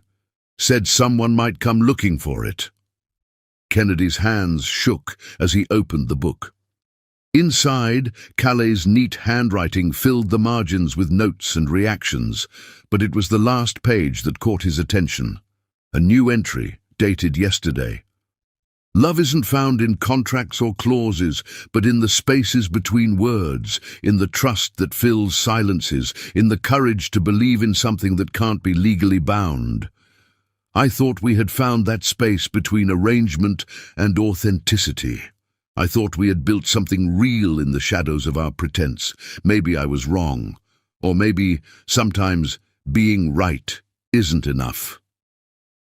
"She loves you," Mrs. Chen said softly. "That's why this hurts her so much." Kennedy sank into his usual chair, the book clutched to his chest. "I let my fears override my heart. I kept clinging to the contract instead of embracing what we'd really become." "Then stop clinging," Mrs. Chen's voice was firm. The Calais I know doesn't need grand gestures or legal documents. She needs truth, trust, and the courage to love without guarantees. A memory struck Kennedy, something Calais had said weeks ago about her writing dreams. When life is more settled, she'd said. But there had been something else, something about a special place where she did her best work. His phone was out before he could second-guess himself, dialing Devon's number. The boy answered on the first ring. "Took you long enough to remember." The writing spot she mentioned. Kennedy's voice was urgent. "The one where she goes to think, to create. Where is it?" Devon was quiet for a moment. "You really hurt her, you know, not just with the photos and the doubt, but with how you kept bringing up the contract, kept treating your love like a business arrangement, even after it became real." "I know," Kennedy's voice cracked. "I was scared, loving her. It made me vulnerable in ways no contract could protect against. But I'd rather be vulnerable with her than safe without her." Another long pause, then, "The lighthouse at Montauk Point. She goes there sometimes, sits on the rocks below it, says the waves help her think." Kennedy was moving before Devon finished speaking, his anxiety about leaving the city overwhelmed by his need to find her. His driver had the car ready within minutes. The journey to Montauk felt eternal. Kennedy spent it rereading Calais' notes in the poetry book, seeing their relationship through her eyes. She documented their evolution in these margins, from arrangement to attraction to love. Her words showed such faith in him, such belief in what they could become together. When had he last shown that same faith in her? In them. The lighthouse came into view as sunset approached, its beam already cutting through the gathering dusk. Kennedy's hands trembled as he stepped out of the car, the ocean wind whipping at his suit jacket. His anxiety spiked at the unfamiliar surroundings, the open space, the few tourists still milling about. But then he remembered how Kayleigh would squeeze his hand at public events, how she'd create space for him to breathe without drawing attention to his struggles. The path to the rocks was steep and treacherous. Kennedy picked his way down carefully, focusing on each step instead of his racing thoughts. Near the bottom he paused. There she was. Callie sat on a flat rock, her dark curls dancing in the wind as she wrote in a notebook. She looked smaller somehow, more vulnerable, but still breathtakingly beautiful in the fading light. Kennedy's feet moved forward of their own accord. A loose stone shifted under his shoe, alerting her to his presence. She turned, her eyes widening in surprise. "How did you find me?" "I remembered," he said simply. "Everything you've ever told me, every dream you've shared. I remembered." Callie turned back to the ocean, but not before he saw the tears in her eyes. "The contract is over, Kennedy. You don't have to pretend anymore." "I'm not pretending." He moved closer, though still giving her space. "I'm not here because of any contract or obligation. I'm here because I love you, and I've been a fool." "Love isn't enough sometimes." Her voice was barely audible over the waves. "Not when there's no trust." "I trust you," Kennedy's voice cracked. "I trust you more than I've ever trusted anyone, and I've spent every moment since you left, proving it to myself." She looked at him then, really looked, took in his disheveled appearance, so different from his usual polished perfection. "You've been out in the city, talking to people, pushing through your anxiety." For you, he knelt beside her rock, not caring about his expensive suit. "Because you're worth every uncomfortable moment, every panic attack, every fear I've had to face, because loving you matters more than any contract or business arrangement ever could." Callie's hand moved as if to touch him, then pulled back. "You hurt me, Kennedy, not just with the photos, but with how easily you fell back on the contract, like what we'd built wasn't real enough on its own." "I know," he whispered. "I was scared. Loving you, it made me feel things I couldn't control. couldn't protect myself against. The contract was my safety net. But I don't want safe anymore. I want real. I want you. He pulled out the poetry book, opened to her latest entry. You're right. Love isn't found in contracts. It's found in trust, in courage, in choosing each other every day despite our fears. His finger traced her words. You weren't wrong about what we built. I was wrong to keep hiding behind legal terms instead of embracing it fully. The sun was setting now, painting the ocean in shades of gold and pink. Callie's tears caught the light as they fell. I can't go back to pretending, she whispered, to wondering if every moment is real or just part of our arrangement. Then we start new. Kennedy reached for her hand, hope soaring when she didn't pull away. No contracts, no arrangements, no pretense, just us, choosing each other, trusting each other, loving each other without guarantees. The lighthouse beams swept over them as dusk deepened. Callie's fingers tightened around his. You really came looking for me, faced your anxiety, talked to strangers, left your safe spaces. You're worth it, he said simply. You're worth everything. She turned to face him fully, her free hand coming up to cup his cheek. Promise me, she whispered. Promise me we're done with contracts and arrangements. Promise me it's just us now, just love. I promise. Kennedy leaned into her touch. The only arrangement I want is spending my life proving that to you. The kiss they shared then was different from any before, not bound by contracts or clouded by doubts, but free and real and full of promise. The waves crashed below them, the lighthouse beam swept overhead, and two hearts that had found their way through arrangement to love finally beat in perfect sync. Chapter 11. Found. The small bookstore where Kennedy and Kaylee had first started falling in love was quiet in the early evening light. Through the window, he could see their usual corner. Two worn armchairs facing each other, a small table between them still holding traces of their life together. Kennedy's hand trembled as he pushed open the door, the familiar scent of old books and fresh coffee washing over him. Mrs. Chen looked up from her counter, her eyes softening with understanding as she saw him. She's in your corner, the elderly woman said softly. Has been for hours, reading that same poetry book you both loved so much. And there she was, Callie, curled in her usual chair, the book open in her lap. She looked smaller somehow, more vulnerable, but still breathtakingly beautiful. Her dark curls had escaped their pins, falling around her face as she bent over the pages. Kennedy's feet carried him forward before his anxiety could stop him. The floorboard creaked under his step, making Callie look up. Their eyes met, and time seemed to freeze. I'm sorry, he said, his voice raw with emotion. I let my fears override my heart. I kept clinging to the contract instead of trusting in us, in what we'd built together. Callie's fingers tightened on the book. It hurt, she whispered. Not just the doubt about the photos, but how easily you fell back on legal terms instead of believing in our love. I know.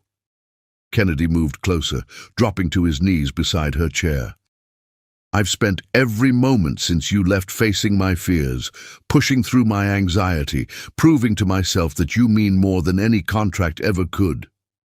Mrs. Chen quietly dimmed the store lights and flipped the closed sign, giving them privacy in their corner. Tell me what you've learned, Callie said softly, her hand hovering near his face but not quite touching. I learned that love isn't something you can bind with paper and ink. Kennedy's voice shook with emotion.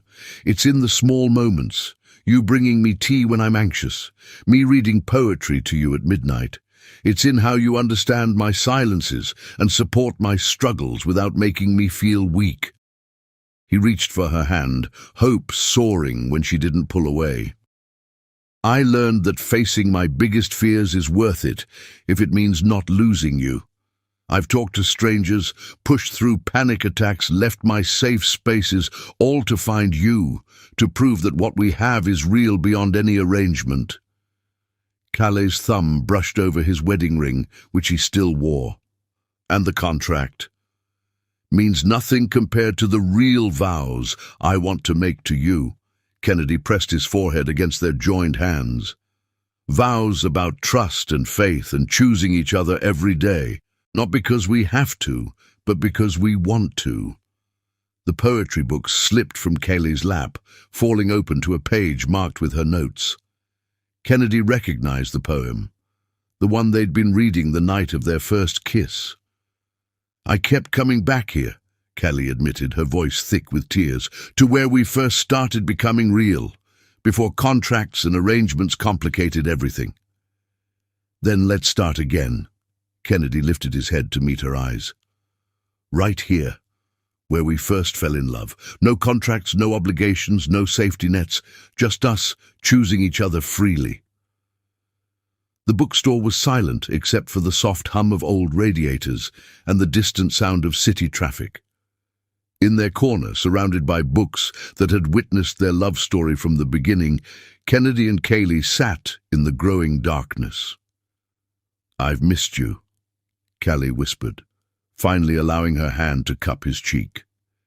"Even when I was hurt and angry, I missed you so much." Kennedy turned his face to kiss her palm. "I love you," he said simply. "Not because of any arrangement or obligation, but because you make me want to be better, braver, more than I ever thought I could be." Their first kiss was gentle, tentative, like starting over while remembering everything that had brought them to this moment. When they parted, both had tears in their eyes. "Come home," Kennedy whispered against her lips, "not because of the contract or the penthouse or any of that. Come home because it's not home without you." Kayleigh pulled back slightly, studying his face. "Things have to be different," she said firmly. "No more hiding behind legal terms when emotions get scary. No more doubting what we've built together." "I promise," Kennedy's voice was fervent. "Every day I'll choose trust over fear, love over safety, us over everything." From her counter, Mrs. Chen watched with a knowing smile as the couple stood together, their bodies naturally gravitating toward each other as if pulled by an invisible force. "The contract that brought us together," Kennedy said as they prepared to leave. "It gave me the greatest gift of my life, the chance to know you, to love you. But what we've built since then, that's ours alone, more real than any legal document could ever be." Callie reached up to straighten his tie, a gesture so familiar it made both their hearts ache. "Take me home," she whispered. The drive back to the penthouse was quiet, their hands linked on the seat between them. Each understood that this wasn't just a reunion, but a new beginning, a chance to build something purely on love and trust, without the safety net of contracts and arrangements. When they entered the penthouse, Kennedy led Callie to his study. The contract lay on his desk where she'd left it. Without hesitation, he picked it up and fed it through the shredder. "No more barriers," he said softly. "No more hiding behind legal terms. Just us, just love, just truth." Callie pulled him close, resting her head over his heart. "Read to me," she requested, "like you used to, before everything got complicated." They settled into their familiar position on the study's leather couch.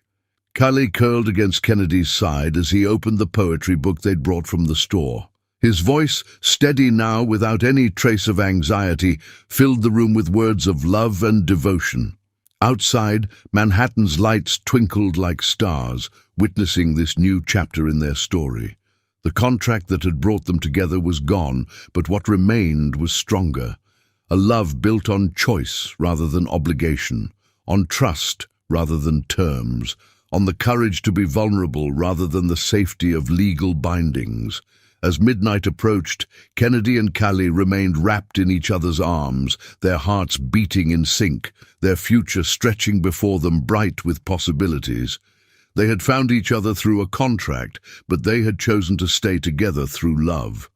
And in the end, that choice made all the difference. Chapter 12. Real Love.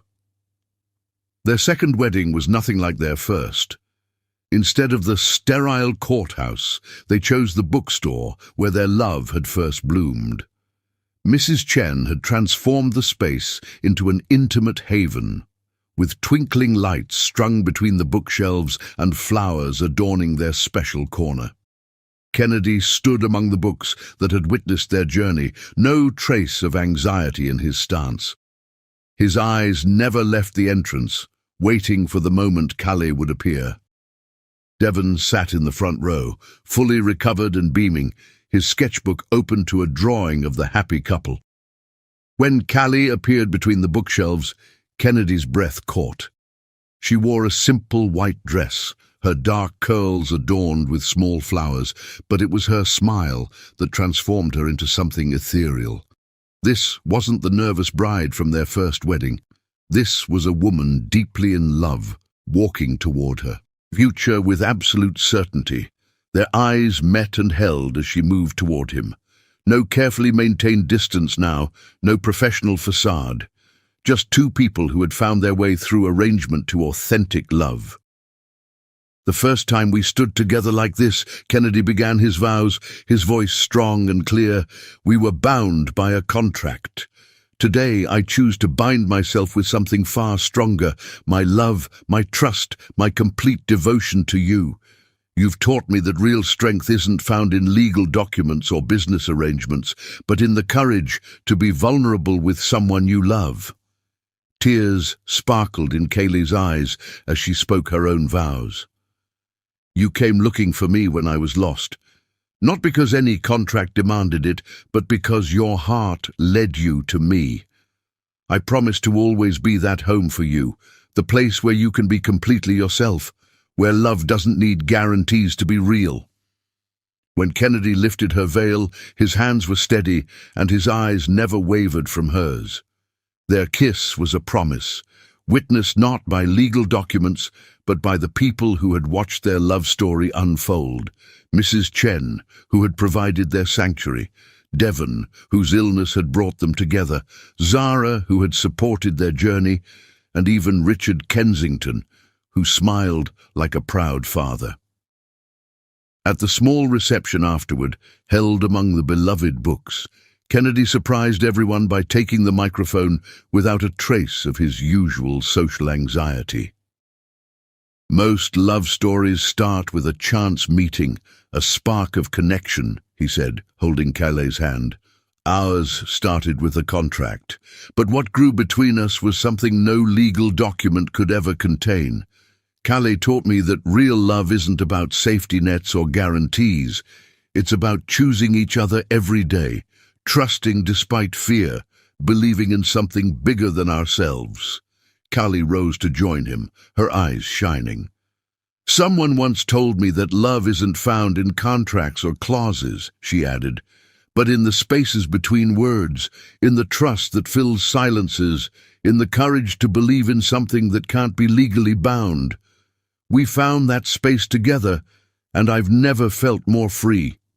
Later that night, in their penthouse overlooking the city, Kennedy held Callie close as they danced to soft music. The lights of Manhattan twinkled below, but neither noticed, too lost in each other. No more contracts, Kennedy whispered against her hair. Just us, just love. Just us, Callie agreed, reaching up to touch his face. Forever. In her office across town, Jasmine watched the society pages fill with photos of their second wedding.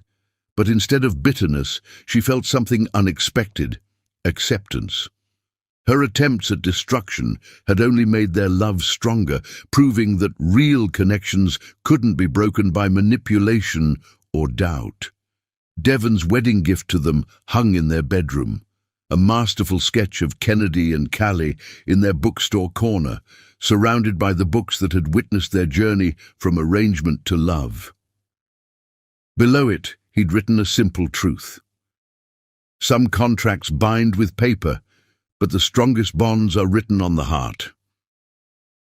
As the night deepened, Kennedy and Callie stood at their window, watching the city below. No more pretense, no more hiding behind legal terms. Just two people who had found each other through an arrangement, but chose to stay together through love. "Read to me," Calais asked softly, touching the poetry book they'd brought from the bookstore.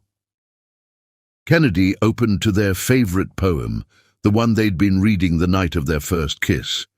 But before he began, he looked at his wife, really looked at her, and smiled.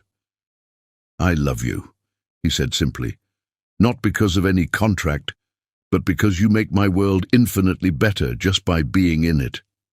"I love you too," Callie replied, curling into his side, "because you were brave enough to choose love over fear, trust over doubt, us over everything else." And as Kennedy's voice filled their home with poetry, both knew that their story had come full circle. The contract that had brought them together lay forgotten, replaced by something far more powerful, a love that had grown in the spaces between arrangement and authenticity, a connection that needed no legal binding to be real. The end. Subscribe if you loved